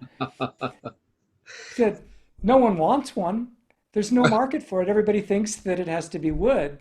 And so, unfortunately, there's the perception that wood doesn't, that wood sounds better. I totally don't buy that. I think when you're south of the mouthpiece, from the barrel down, you can make it from virtually any material. Right. And the surface texture, wood has a grain pattern, and that might affect it to some little degree. And so you could emulate different surface textures with what sorts of tooling you use to cut out that bore, and that will have some effect, interestingly. But yeah, I mean, so mouthpieces, there are most commonly now plastics and different formulas of plastic, and rubber and different formulas of rubbers. And I think it's worthwhile trying, if you're really into mouthpieces, getting a sense for what the difference in sound and feel, plastic versus rubber, and all of the gradations of rubber and all the different gradations of plastic. To me, generally speaking, rubber of all kinds has more scope in the sound, more Mm. color, more interesting sonic curiosity than plastic. Plastic is a nice clarinet sound, but I get bored quicker with it. Yeah. So the simpleness somehow.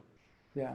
Um, I mean, there's so much of that we can dig into. But that's a good start. Uh, Maybe we can do a future episode digging in deeper to one of these rabbit holes if you're up for it. Sure. But um, now we talk a lot about mouthpiece and reeds to some extent. Do you have anything to say about ligatures in particular? I know that's right up there around the all the good stuff. I will say that when I talked about the matrix, my friend Tom Powalski gave me that word, so I'm giving him credit for it. I did not include the ligature in the matrix on purpose Hmm. because I don't think the ligature has nearly as much influence over your playing experience than your concept of sound, the mouthpiece, the reed. Well, I'll put it in order: your concept, your reed, your mouthpiece, your instrument. We'll start with the barrel, the instrument, the bell. You could make the bell. The bell has can have more influence over your feel than the barrel, actually. So you could change those upside and down. And then at the very bottom of the list, your ligature. Hmm. Yes, the ligature, if I had 10 ligatures, I put them on there, I will experience something different. And the audience might, if they're close up, they might experience Yeah. something different. But not nearly as much difference comes from the ligature as those other elements. And I question whether those differences are consistent from day to day with different reed choice.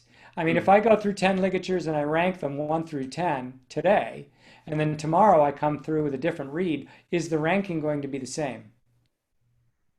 I might start to find basic truths in different styles of ligature, like a cloth string style versus a metal style, two screw, one screw, these little things. And I've come to a concept of what ligature it matters to me as a clarinetist, as a working clarinetist.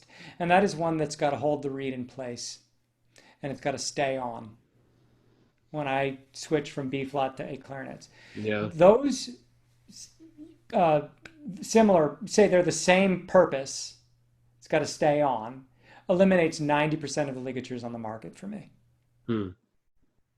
There's a very popular string style ligature that simply, if you're not really careful with how you grab the mouthpiece without touching the reed or the ligature, that's your only chance for success. That when you go from B flat to A, you're not moving the reed. I need to be able to grab my mouthpiece, stick it on the A clarinet, and play the A clarinet solo to Brahms third and nail it. And that ligature does not inspire confidence. Right. Sounds fine. It doesn't function well. Yeah. And so the ligature's got to function. Again, 90% of the ligatures on the market are knocked off the list. I like two screws for that simple test. I like two screws because it gives me the ability to modulate the pressures up and down. Hmm. And a really well sculpted mouthpiece has either a perfectly flat or a slightly concave table. A a dip into which your reed can swell as it gets more moist and still maintain a really healthy, solid relationship between the reeds table and the mouthpieces table.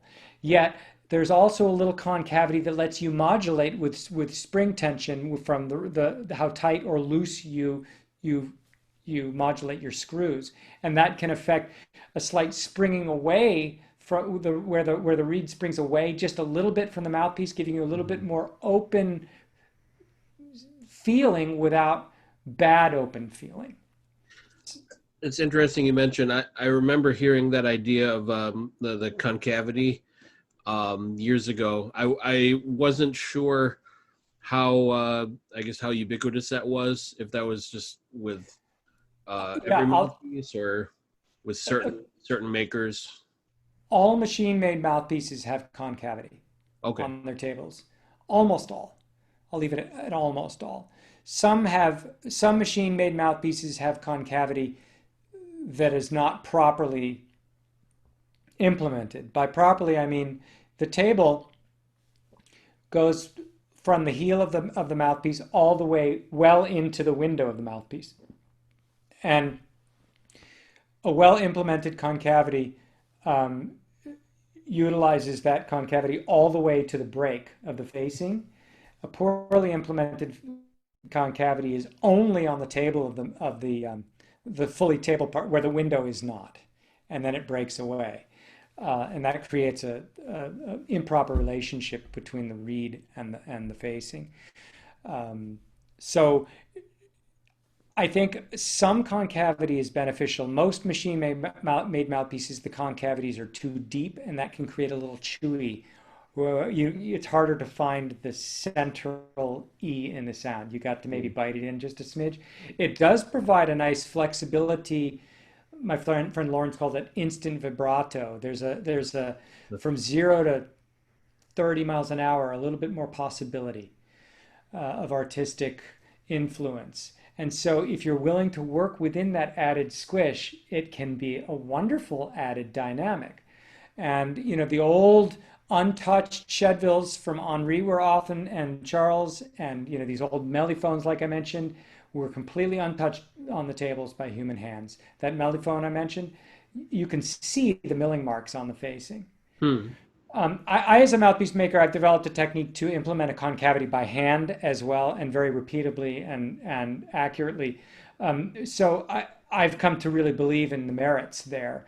I don't know of any other mouthpiece maker or refacer who does the handcraft who believes in it as much as I and who does it as frequently as I. But I also make totally straight, flat tables as well, because sometimes it just delivers the goods really nicely. So it sort of depends on what does that chassis want, what does the reed want, what is the player looking for, all of those things. But 9 out of 10 mouthpieces I make have some concavity, whether voiced by hand or by my machinery.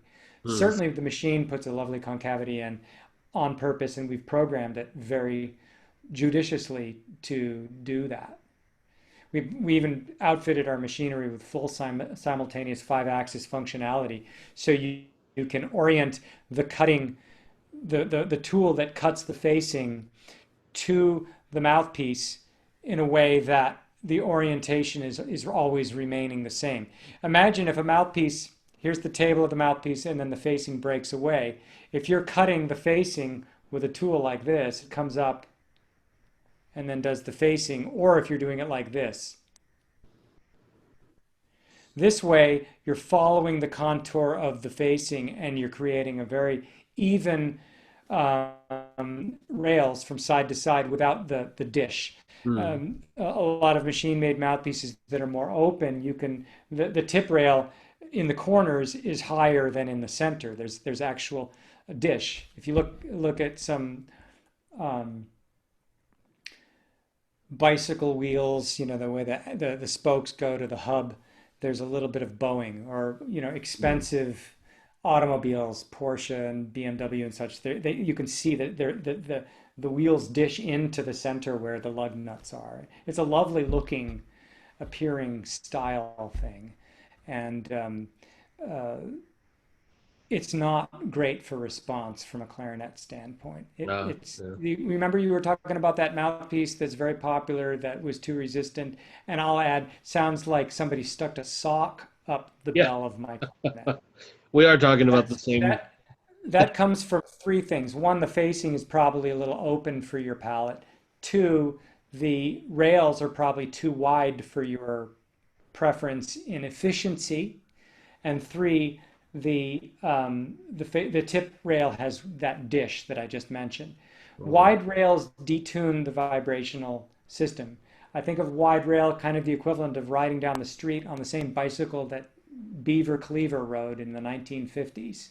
That 50-pound Schwinn one-speed bicycle with big tires, 35-pound per square inch tire pressure.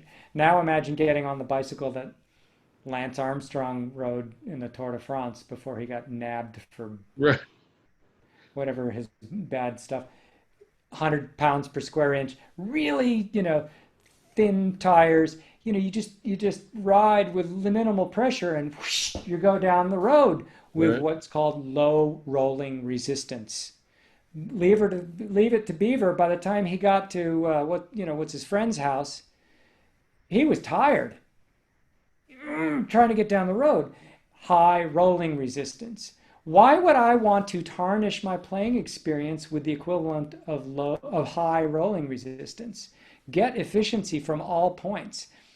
That said, if the rails get really thin, the response gets more and more impeccable to a point where you could get into the danger of it being on-off switch, super touchy. And that's where you could make the facing a little bit more resistant to balance really free, thin rails. Mm. Or you can add a little bit of resistance from the reed to balance super free mouthpiece rails. And so that's going back to that matrix. The rails are thin, the resonance is high. Find the reed that balances that and blow accordingly. Too many clarinetists just blow their way. It's my way or the highway. You know? Well, maybe that reed doesn't need, maybe it works fine if you go, and guess what? If your natural way of blowing into the instrument is, and you're producing a supported, beautiful sound, you can go a lot longer on one breath with a good sound if you've got those efficiencies built into the system. Reed efficiency, rail efficiency, and mouthpiece design. All of those things working for you. But again, that's swimming upstream, right? You look at that mouthpiece you're talking about, it's got wide rails and a facing which is kind of overly free to compensate for the wide rails. So what does the player do? You put the hard reed on there to give stability to the overly free and otherwise wild facing. The rails tame the beast, but then what you're left is a detuned resonance, a fuzzy halo of fog that becomes the mainstream because it's so common now. Not to be overly cynical. I mean, I love the clarinet. I love all of these different wonderful approaches. The European virtuosity and the Eastern European style and flair and virtuosity and they're game for anything and so on and so forth. But ultimately for me, it's got to be a little more buttoned down. By Mm. that I mean, as the tube gets longer, da da dee dee dee dee dee dee. I didn't go dee dee dee dee da da da da. The longer the tube, the more I want it to be tucked in. Yeah. The what is it? The biblical definition of meekness of is strength under control. Uh, Yeah. that reminds me of that. Like uh, you have a lot under the hood, but you don't let it go out of control all willy nilly. Um, but And in the orchestra, sometimes we don't know. I've experienced, I actually asked my teacher Marcellus that, you're talking about sound and how loud and all these things. I said, well, how do you know when loud, because he said, look, in orchestra, you have to exaggerate so that your musical effect is actually heard to the audience. And I said, well, how much? Triple down what you think you're hearing in your head so that the audience will actually hear what you're hearing in your head. And I said, Mm. well, how do I know really when too loud is too loud and all these things? He said, experience will be the arbiter. And I think that it's, even though I've been playing all these years in orchestra, I still feel it's beneficial for my, if I have a partner, my wife, to be in the audience, and I say, did you hear me in this solo? Oh yeah. I always get, look, I can hear you all the time. Even if the orchestra is full blast, I'm still Mm. hear you. And I take that as a compliment, but like, the uncle to Spider-Man said, with great powers comes great responsibility. I have to remind myself that, it can probably get a little bit too much. And, my objective is um, play beautiful. They can hear me. Don't worry about that. Play beautiful. It's a good guideline. Um, oh man. One more. Well, this whole thing has been largely about mouthpieces, which is good. But I remember you have a student model out. Is that right? What Yep. what's just can you tell us about that model? What makes it good for students, and then maybe what's special about it compared to what else is on the market off the shelf?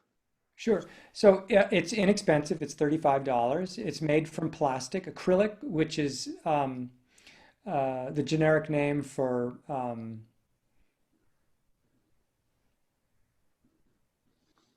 Is it nylon or plexiglass, I think.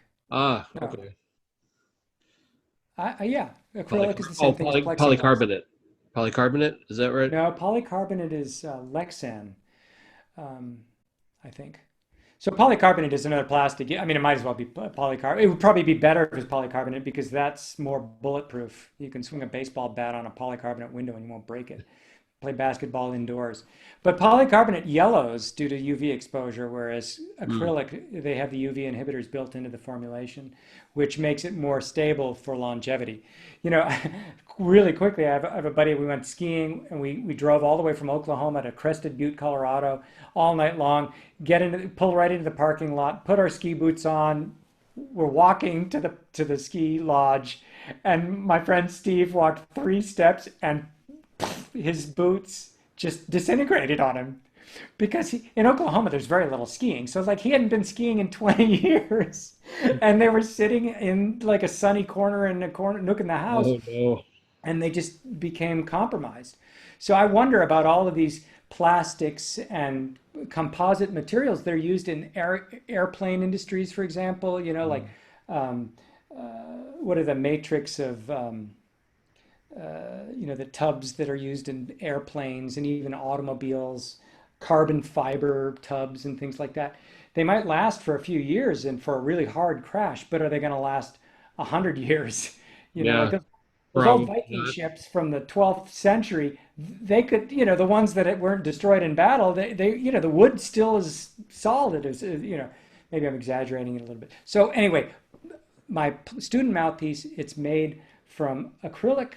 It's inexpensive and it has a close facing. It allows the student to put a student read, a 2.5 read, and still get freedom and reliability. That's the key. By putting a close facing on there, they're not having to do weird and develop weird habits just to get it to sound in various registers. You could just play the same low E, high E, and everything in between. Just learn a proper embouchure and then below, and let the mouthpiece do its job without interfering with your progress as a Mm. student. That's where its virtue is. It's also very consistent. The facing is machine faced. I do not do any of my hand faced trickery to add value. I actually subtract that because anytime I'm very good with my hands, but anytime a hand is put into the mix, that matrix becomes less consistent. So, teachers, music stores, students, they're all very much the same. Nice. Yeah, that's something I've searched for with my own students, especially on the earlier side, like they're just getting started. They have their, God knows what from the rental place. Like that's usually the first thing I replace is the mouthpiece with just something else. Um, You know, but it's very sad to me actually. Some people they know it, like like the Yamaha clarinet comes with a, it's a very good student plastic instrument. It comes with a hard rubber Yamaha mouthpiece, and some mouthpiece guys they know it. It's a very good, basic chassis that's hard rubber. It has better sound, but the facing is just open. mm, It's like that's not for my students.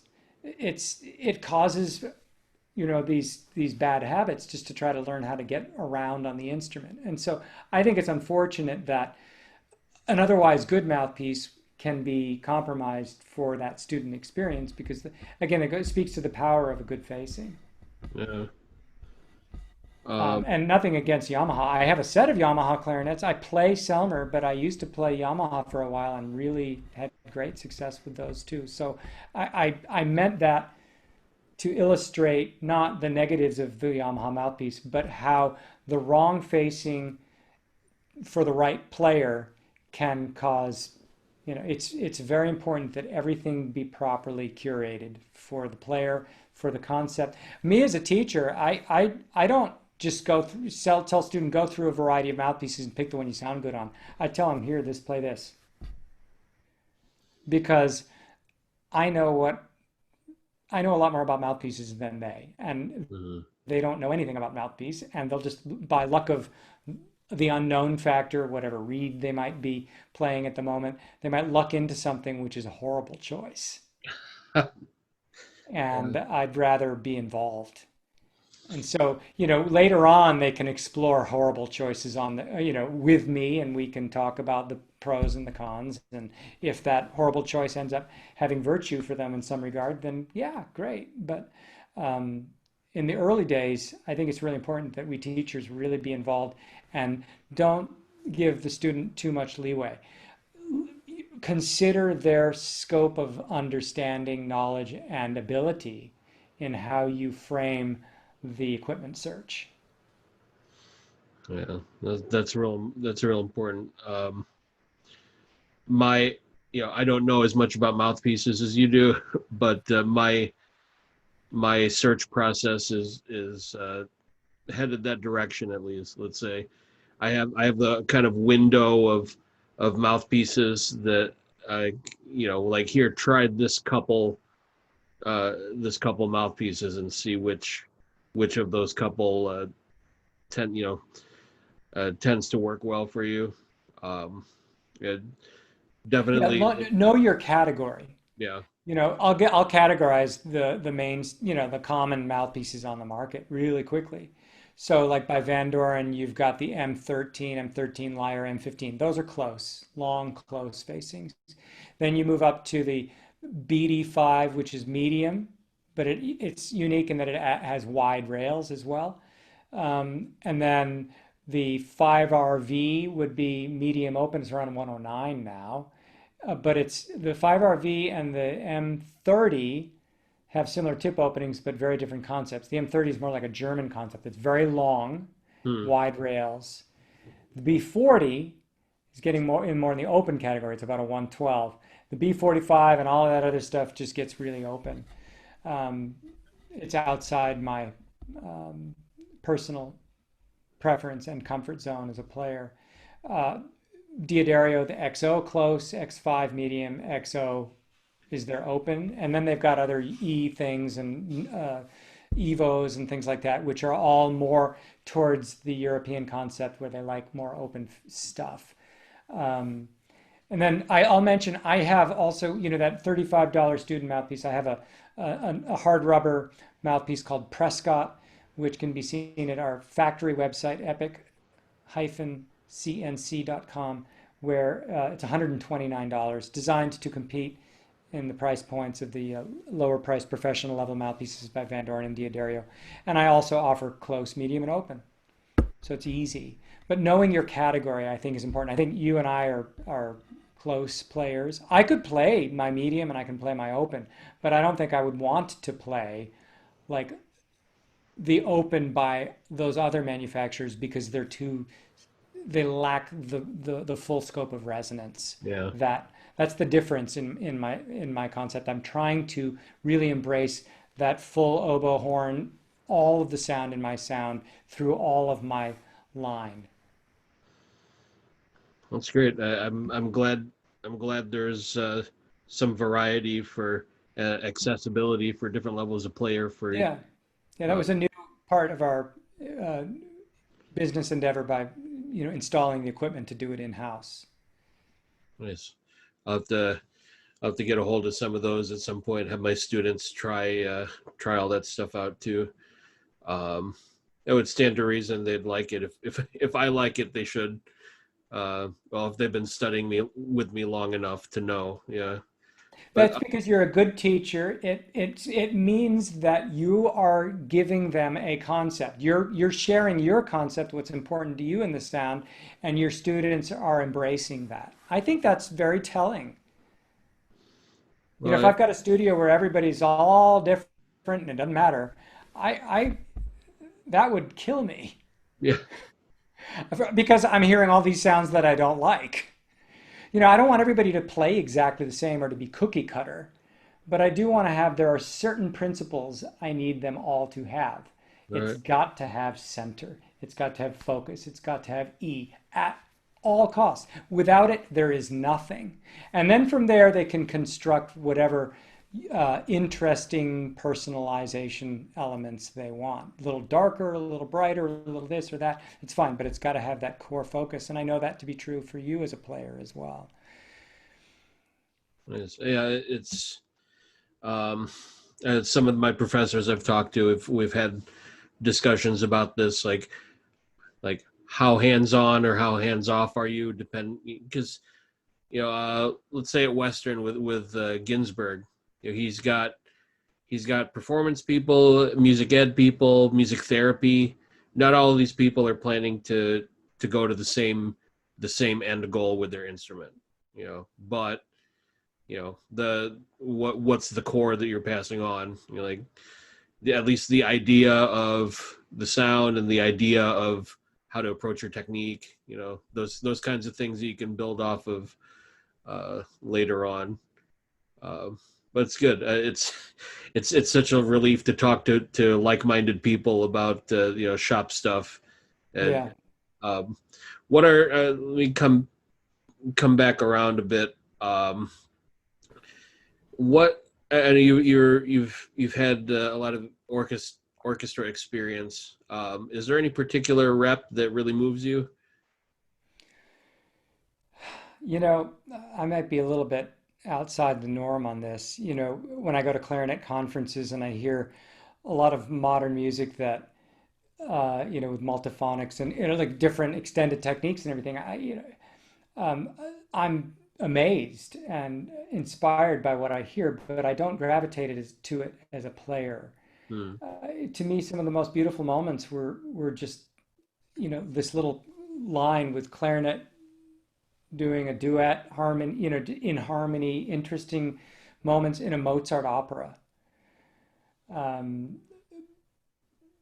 I found that playing things where voice is part of the mix, opera or um, liturgical music of some sort, is interesting to me artistically because the clarinet and the voice, we're now sharing the moment, and I find that few clarinetists really play with a true vocal Hmm. spirit. I mean, without vibrato, many don't use vibrato, many don't have that range of inflection and those infinite styles of addressing, embracing the note, starting the note. I'm not going to use the word attack. Um, and when I'm, like if you're sitting in the pit and you hear Violetta in La Traviata sing the first act, and she's good, you can't help but want to take some of that stuff home and use it in your own clarinetistry. Hmm. So for me, it's tunes that are beautiful, elegant, and those simple moments that are transcendent the instrument, the moment. They are more almost spiritual. They, like I can remember in my experience playing a Brahms Requiem, where it's just like I remember the reed, I remember the acoustics, I remember it was just a church job, but I remember thinking, man, I had it going on that night. I remember playing the Mozart Concerto and thinking, boy, that slow movement, I was really doing some stuff that makes me happy. I remember playing a Mozart opera where the two clarinets had a lovely line in thirds. Often he wrote where pairs of winds were on and pairs of winds were off. Like, Mhm. the Yeah. the clarinet symphony, um, it doesn't have a full complement of woodwinds, but it has clarinets in it, and it's just simple lines like that. I love orchestra. To me, if I play clarinet the rest of my years and don't play a recital, that's fine. But if I don't play orchestra, that would be a tremendous loss. Mm. So, like clarinet piano music, it's great, but that's not where my heart is. I mean, the sounds in a Brahms symphony, the colors and the contrasts and the rich harmony and the master craftsmanship of the composer far surpass anything clarinet piano. Yeah. I mean, just by definition of the sum of all those parts. Sure, Right. there's some crappy orchestra music out there. I played a Pops concert, and who's the composer who wrote Batman? Oh, Uh, German guy. Anyway, Zimmer. the score was just garbage. We were all laughing, just what is this? Hans Zimmer. Yeah. Yep. I I'll admit I tend to pass on some concerts like that in our season here. Like I've had enough of especially growing up in school band environment. Like I've had enough of playing like kind of cheap ensemble music. Um, Yeah, yeah. I'd rather if it's my time, I'd rather kind of curate what I spend being a part of. Yeah. But I agree that there's a lot of beautiful music with a lot of beautiful moments, and then you know the kind of stuff people write to make a paycheck for, Yeah. and that's where the joy stops. During this pandemic, I mean, I'll be driving to the shop or something, and I'll be listening to the classical radio station. Sometimes I'll hear something that's just really beautiful. Like, I think it's in the third act of Aida. There's this amazing spot where the two clarinets are just going harmony, Bee, dee, dee, and the oboe has this little flourishing line, dee, da, da, dee, da, da, dee, da, da, dee, da, da, Yes, da, yes, dee, da, da, dee, da, da, da. And so I went home and I downloaded it from imslp.org or whatever that thing is, and I practiced the oboe part. Why? Because I was inspired by something I heard on the radio while driving in the highway. That happened with Schubert Symphony Number 2, the oboe part, mm, um, the Pearl Fishers, the flute part. So I'm listening to things that aren't clarinet and I'm finding inspiration in those. And I actually went to IMSLP, looked it up, practiced it, transposed those parts, and spent some time with it because it was moving to me. And usually it's somehow a simple line couched within a beautiful harmony that encapsulates an atmosphere that is intimate and stirring yeah, without or some right, rhythm going on. right. It, That it's it's without rhythm in a way. I like how you put that. That's something I've noticed with my personal taste in playing, the intimacy factor. I mean, I certainly enjoy my own orchestral experience, but um, for me, I enjoy chamber music. There's something about like you know, the small setting of it and the way things are communicated. I mean, it's certainly there with orchestral parts, and those moments that you describe that stick out. But um, yeah, I feel like for good chamber music, when I've had the chance to play it, um, it's that feeling for the duration of the piece. Like you're in this intimate conversational interplay with the other musicians. It's just you know, the What the small intimacy factor about it that I enjoy. Absolutely. And it doesn't, for me, it doesn't necessarily have to be small in numbers, but it can be small in the space of a moment in the score. One of my favorite musical experiences one summer, I was at an opera festival, and we were doing one of the three operas that we played over and over again for 6 weeks was La Rondine, which is a Puccini opera, which at that time was not in public domain yet, and so it wasn't played all that often. But the score is fabulous. Mm. One of the acts starts with this tremendous aria that starts with a piano cadenza. I mean, it's not normal Puccini writing, and he wrote with percussion, bell type instruments and such, which wasn't as common. Um, but did I say the right composer? Did I say the right composer? Puccini. Puccini, yeah. So um, the stuff that was so inspiring for me, I was playing second clarinet.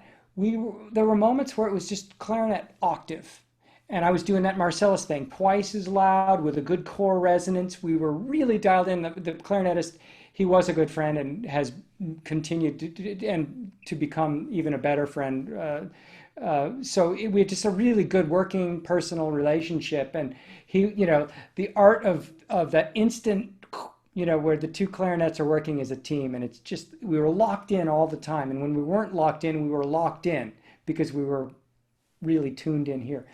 And I just remember doing these not difficult but wonderful colors and sound, simple octave, a core block here or there, or he would do this line and then I would come in and support it and then taper to niente. Simple things like that. And it just was stirring because there was infinite room for improvement, and we were achieving a high game and still going along that journey. And to me, orchestra, there's a tremendous room that we are tremendously free in our artistry if we use a powerful enough microscope. Jazz musicians that are not hip on orchestra think we're all stiffs. We're boring because we all play it the same way and we don't have that harmonic creativity or understanding or skill set. But we've mastered the art of detail. Mm. And I think that there's tremendous room in detail as you continue to look, with more degree of magnification. And I find that extremely rewarding and stimulating. Like the Schubert too, the oboe part.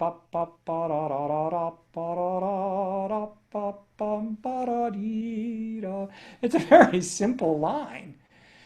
But how many millions of ways can you play it and explore something and let that exploration teach you something? Are you going to use a breath attack? Are you going to articulate with staccato? The notes are staccato, but am I going to do it staccato? How does it sound if I add a little bit of length, a little bit of decay, a little bit of a push from the wind? What happens if I don't put any space between the notes at all, yet articulate them? And that's just the first three notes. Right. And the conversation continues to go. Am I going to do a feminine appoggiatura or a masculine appoggiatura at the end? Do I want it to end with a sense of assertiveness or with a sense of lovely decay? I mean, obviously we diminuendo following the appoggiatura in both cases, but am I going to ramp up to them, or am I going to ramp up to the appoggiatura note under the grand decrescendo of the line? When I was at Northwestern, we kind of all crescendoed to the appoggiatura. But now, Harold Wright didn't crescendo to the appoggiatura a lot of the time. I mean, you can do it both ways. The thing that he could do is he could do it both ways simultaneously. He could diminuendo while crescendoing. His intensity would get louder of timbre, but his intensity of volume would get softer. I mean, he could juxtapose contrasts in a way that is extremely unique, stimulating, creative within the framework of Schubert. Yeah, it's quite a feat. And it's really fun and really interesting. I can't do it, but I sure want to, and I strive to explore it. And I find that hours go by in that exploration, and I, go downstairs and eat a sandwich, and I go back up, and I'm Right. fed, and I'm back at it. To me, that's really fun, and that sort of answers like, what kind of music am I into? Yeah, I'm into the music that gives me room for that exploration. that's great. Um, you've certainly accomplished quite a bit, um, with your playing and your craft. Um, do you have any goals set out for yourself in the future? Something you're aiming to accomplish? Uh, Anything specific, or just more of what you're doing? I'm in a very good place right now. We just installed the CNC machinery, built a factory. It's 15 minutes from our house. The orchestra is another 15 minutes down the road. So I am privileged to have a good orchestra family and a factory that allows me to make mouthpieces, check in a real professional quality circumstance to proof things. I have room to try new ideas, both artistically on the mouthpiece creative side. So, I mean, really, my next phase is to dial everything in the best, continue to dial everything I can in. The equipment is all relatively new, and we have a lot of products, so we're still um, getting all the products fully implemented on the new machines. That's been a long process, and we've still got another year or two to do that. And some new exciting products came from it, like we've got an adjustable barrel, which we're about to release on the market, and a ligature, which will come out soon as well. Um, this is the barrel, by the way, right here. It's a big ring, Ah, did you hard have rub, hard, did you have that online at some point? I feel like I saw some hint of that on your social on my media. videos. I've been using it now for several months, but I Okay. haven't marketed it yet. But it's hard rubber, the two halves here, and then the middle half, in this case, is made out of stainless steel. So it's really strong, it's tarnish resistant, and it's got 5 millimeter range of motion. I don't know if you Ah, can see the gap. That's pulled out all the way, and you just dial it back. It works great. You know at any given moment where you are by feel, and it's very solid and secure. And acoustically, I did some, because there are two halves, the bore sleeve and the inside. I could do some acoustic trickery, which allows for I think, a superb, impeccable resonance. It's deep, it's resonant, it's full, and it's focused. It's got that the obification built right in, mm, so I can relax more. All of my gear is designed to make it easier. And by easier, if I have to bite my sound in, if I have to work to get the focus, that's hard. And so let the bell, let the barrel, let the reed, let the mouthpiece put that focus in for you, so I can relax a little bit more here and just put air into the instrument. Properly place my air and let the equipment do the job of converting that air into timbre. And by timbre, I mean E. yeah, that's cool. Looking forward to seeing all that stuff as you develop it, as it rolls out. Hopefully, if the universe lets up, we'll get to see it in person at some point at one of these shows, or um, maybe I'll come out and harass you there, stalk you through the window. I don't. Yeah. Um, Now you're into a lot. Um, when you're not doing all of this, is there anything else you like to do that's maybe not related to clarinet or equipment or anything like that? Leisure time, anything that You know you're. that for a lot of people, you'd ask ask the lawyer, the doctor, the salesman, the ad man, what do you do for fun? And they'll say, "Well, I'm a musician. I like the clarinet." And for me, my fun is my profession. My hobby is clarinet. There's not a day that I'm not up, either at the factory or upstairs or both, working on mouthpieces, working on reeds, doing something clarinet related. And I'm busy. I got a lot of responsibilities, but I love it. Um, That said, we used to live in Colorado, we used to live in Utah. Some of those parts of the country are my real favorites. I grew up in Massachusetts. I love the woods. I love New England because it's so woodsy. There's so much beautiful land. But outdoor type things are special for me. And whether it's a winter or a summer season, if I can be outside, I feel uh, Yeah. happiest. That's a natural human thing. I think more people need to spend more time outside. I mean, that's Yeah. at some point that's where we came from. So it stands to reason we need some Yeah. time out there. Um, that's good. Um, let's see. I'm gonna go a little off in a left field here for this one. Is there anything that you believe now, or that you used to believe that you don't believe now? Could be about the field or just life in general. Doesn't have to be too juicy, but um, anything you used to believe that you don't anymore. That's a good question. I don't know that I have a really profound answer. I think life is an evolution, and perhaps in my youth I didn't know anything, and then in my teens I went to college to learn the stuff that I needed to prep me for being a responsible adult. Then in my 20s, I spent that decade trying to figure out how to apply those lessons. And then in my decade of my 30s, I spent trying to figure out how to be my own man, releasing myself responsibly from the burden of my teachers, but still to embrace those lessons that are true and meaningful to me, the man that I have become. And then my 40s, I found myself looking under new stones for new ideas and turning upside down the concepts that were taught to me and try to figure out what's the real truth here. Where was that lesson shallow? Where was it profound?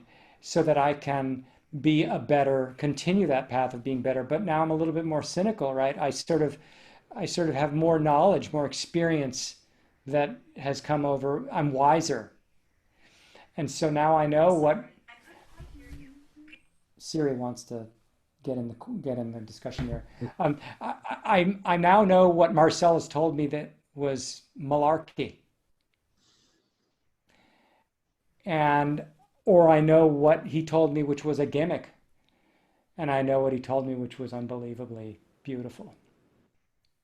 And so I'm using that wise thinking process to, I think, be a better mouthpiece maker and a better teacher. And then in my 50s, it's a new decade for me. I'll let you know in Right. 7 or 8 years after it's over. We'll see. Well, I'm here's hoping you make it that far and even more. Um, I wonder sometimes about myself. I should probably eat a vegetable more often or something. But Right. By the um, way, just really quickly on the Marcellus thing, what lessons and such. For example, when I was in lesson, we were doing Schubert Symphony Number 8, and there's a solo ba da e, and you land on a B on your A clarinet, and it's that spot where as it diminuendos, it can subtone. You can get that ghost. yeah, yeah, And so the lesson was use a firm upper lip. Yes, Mr. Marcellus. And so I used a firm upper lip, and boom, he was great. I fixed it. Well, that's teaching through gimmicks, right? Because we both know that the contact patch where the tire and the road meet, right, is lip on reed. So everything boils down to the lip and the reed and the wind, not the upper lip. The upper lip is immaterial, except if you think it through, when you firm the upper lip, the bottom lip firms as a sympathetic. Look at, they're both getting taught in parity. And so by firming the upper lip, I'm creating a more efficient vibrational firmer mattress for the reed to vibrate against, and perhaps a little bit more upward lift Mm, onto the reed to control it. yes. So where that conversation ended should have been, or at least for me in my studio, is where the conversation continues or where the conversation begins. It's simple to tell your student to lift your left leg up and hold it against the wall, and you'll be a better trumpet player. That's a Monette thing. But that's just gimmicks.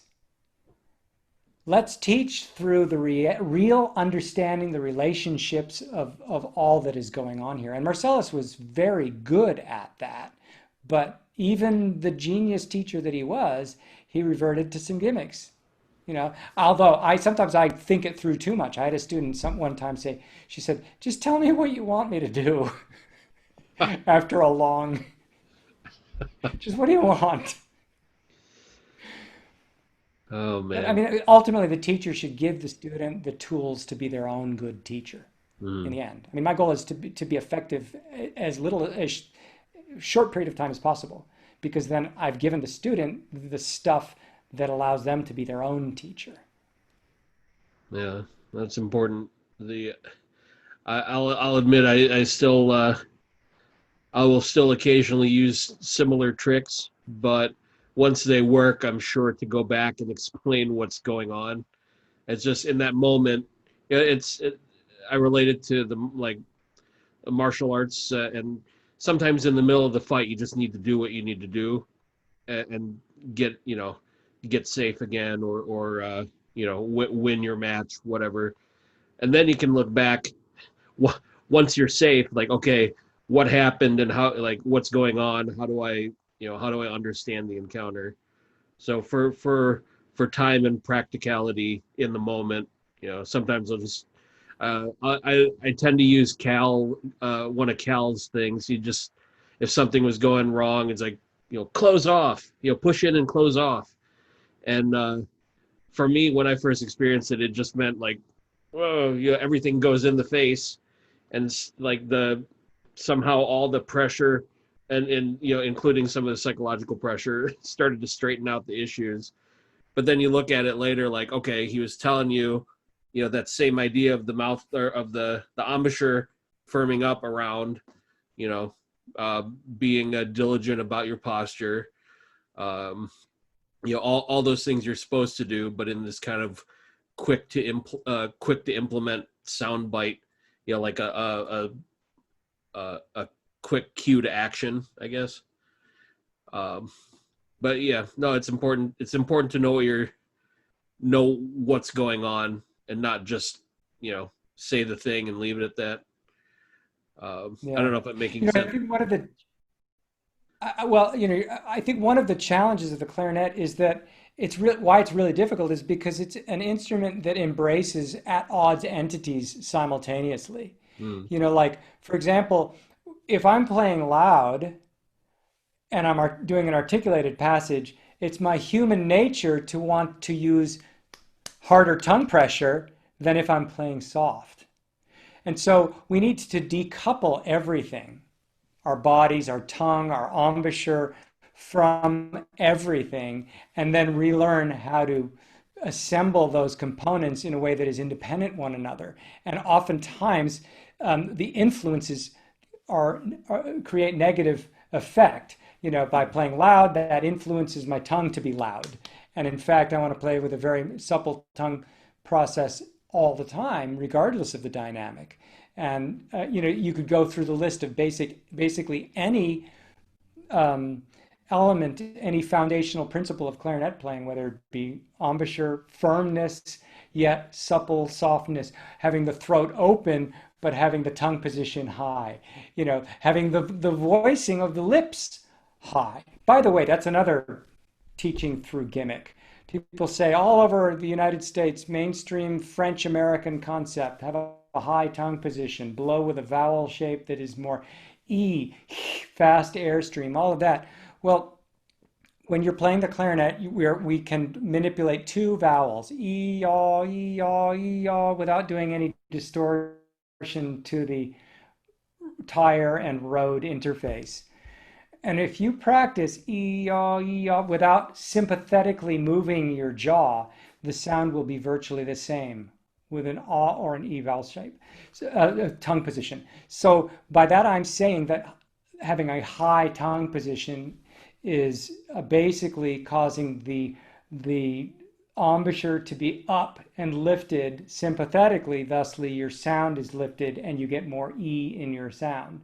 Hmm. The truth of the matter is you're asking your student to put more pressure on the reed, but you're not saying it.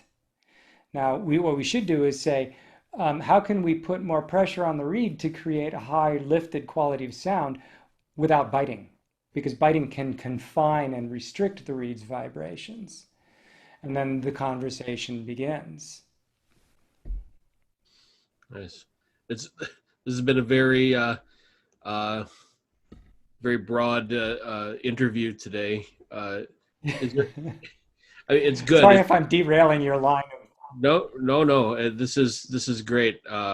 And we both know there's certainly room for more of this in the future. But is there anything for today, at least? Is there anything that I didn't ask you yet that I should have? Uh, well, you've asked me a lot of questions, and I'm delighted to have. You've given me the opportunity to indulge about myself. I mean, I'd be selfish to say, yeah, there are all these questions that you didn't ask. You did great. I uh, I've always thought, from a conversation point of view, with professionals, players such as yourself, the things that interest me now are like when I say, in my decade of my 40s, you turn upside down the stone and you rethink things. What is the truth? What is the ugly truth? How is the sausage actually made? Those sorts of things. And I'll share this. A thought that I had was, there were several really big name teachers when I was a student. Robert Marcellus being one, and Stanley Hasty being the other, really the two really big names. And they had really good studios, but the studios had different sounds, and the teachers were very different in their approaches, but very comprehensive in many respects as well. And so I was thinking, get together with these guys and just ask them, so what lesson did your teacher not give you? Ask somebody who's the principal clarinet player in the X symphony and say, well, you've been playing principal clarinet for 30 years now. What didn't you learn when you were at that prestigious school? And I'll tell you what I didn't learn. There was not a single conversation in my studio with Marcellus about intonation. Hmm. I learned by virtue of some nice colleagues in orchestra, my first orchestra job, the horn player was doing a master's thesis on intonation. He'd written a big book like this thick. His name is Bruce Heim. He teaches at University of Louisville now. And it's a tremendous body of knowledge. I mean, the horn players they're the people that know more about intonation than typically any other player in the orchestra. So there's your words of wisdom that I learned the hard way. We should all seek out intonation advice from our horn player colleagues, just intonation being their world. And how can we, as clarinetists, be just, reliable, and quality citizens within that style of our that concept of intonation, given the limited range of flexibility that our instrument has?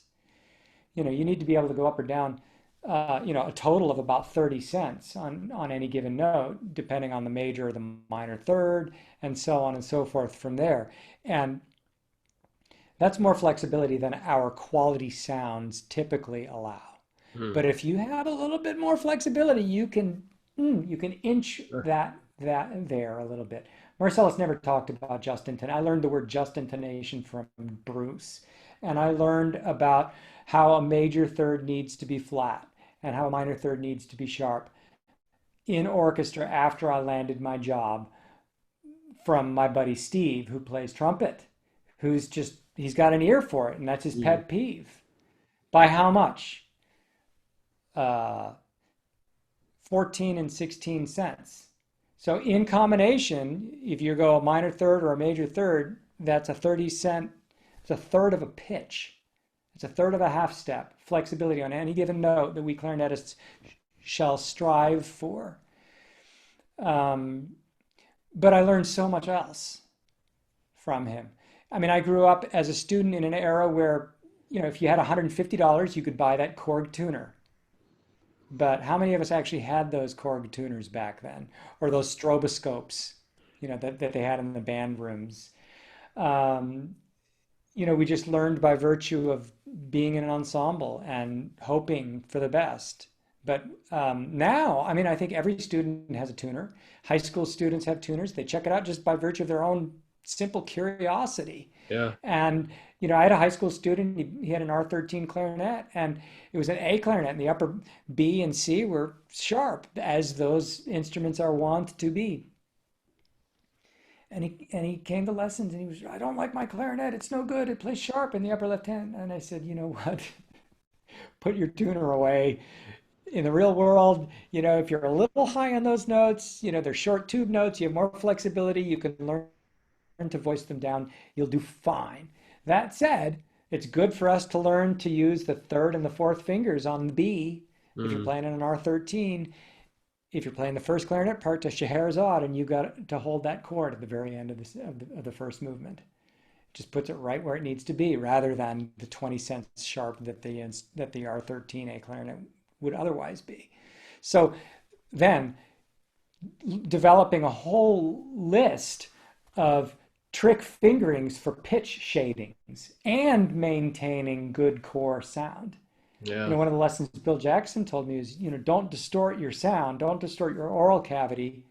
Learn to adjust intonation through shadings with your fingers and keep your core sound. And he's got good tonal integrity. Okay, Bill, good lesson. Thank you. I'll work on that. I'm still working on it 30 years later. I mean, Steve Gurko knows those things like crazy. He's a super smart guy with fingerings. Yeah.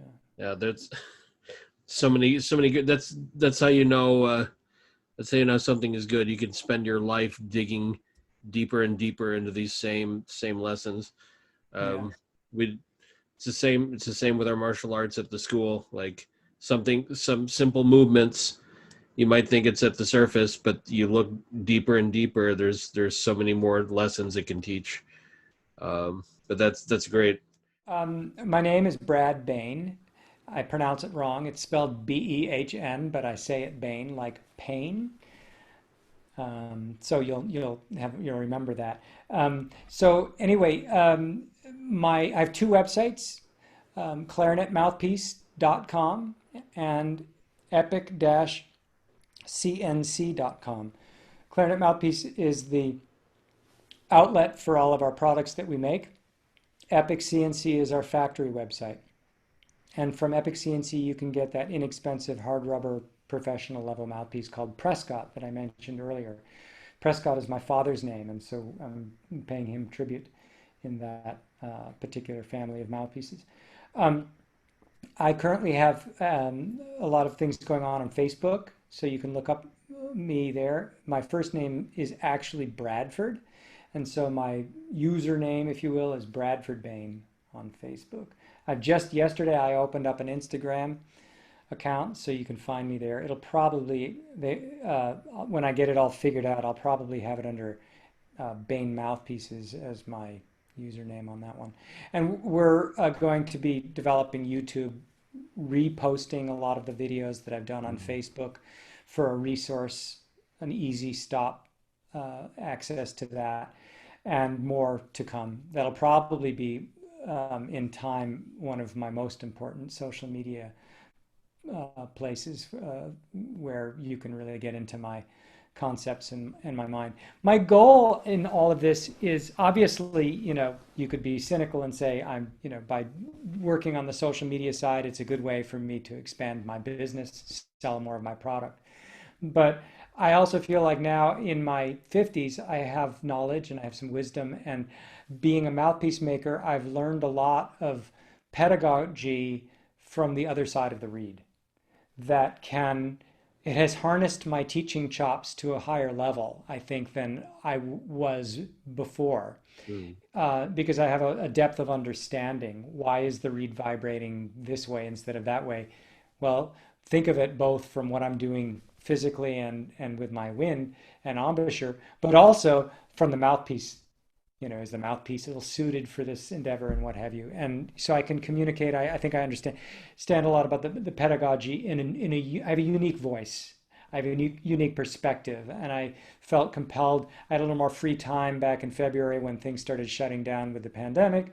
So and I also had a lot of inspiring ideas that I wanted to share, and so I just started recording three basic points of conversation: me talking about pedagogical ideas, me talking about mouthpiece acoustics, and me talking about reed craft, whether it be making reeds or adjusting commercial reeds, all being to the same pursuit of a better playing experience and finding your E.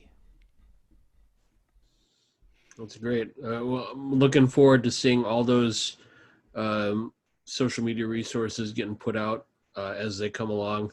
Um, and when they do, I know this will be released um, in the next week or two, but when those things come along, feel free to send me the links. I'm happy to post anything you like. And again, hopefully this is not the last time we're speaking. It'd be nice to do this again, maybe hone in on one or two topics in particular if you're up for it. Yeah, I'm sorry. You've been very patient. I've just been stream of consciousness. Next time I'll be more disciplined and concise. And maybe after the audience has had a chance to catch their breath and pick the pieces up off the floor, there might be a new interest, and I'd be delighted to come back. I sent you an email last night with those links. If you don't Okay. receive it, do let me know. Yeah, I'll get it all up, and anything else that you want to put up in the future, I'll tack it on to this Great. episode. But again, the links were clarinetmouthpiece.com, right? Yeah. And Yeah. epic Hyphen dash hyphen CNC. epic-cnc. All right, Yeah. so that's where you can find him. Brad Behn, master mouthpiece person and clarinetist and pedagogue and all the cool things in the field. Go out and find him. The links are below. Thank you again so much for making the time, and looking forward to doing it again, and hopefully in person when we're able to. So I'll see you hopefully soon. So take care. Yeah. It's been a pleasure. Thanks, Frank. Sure.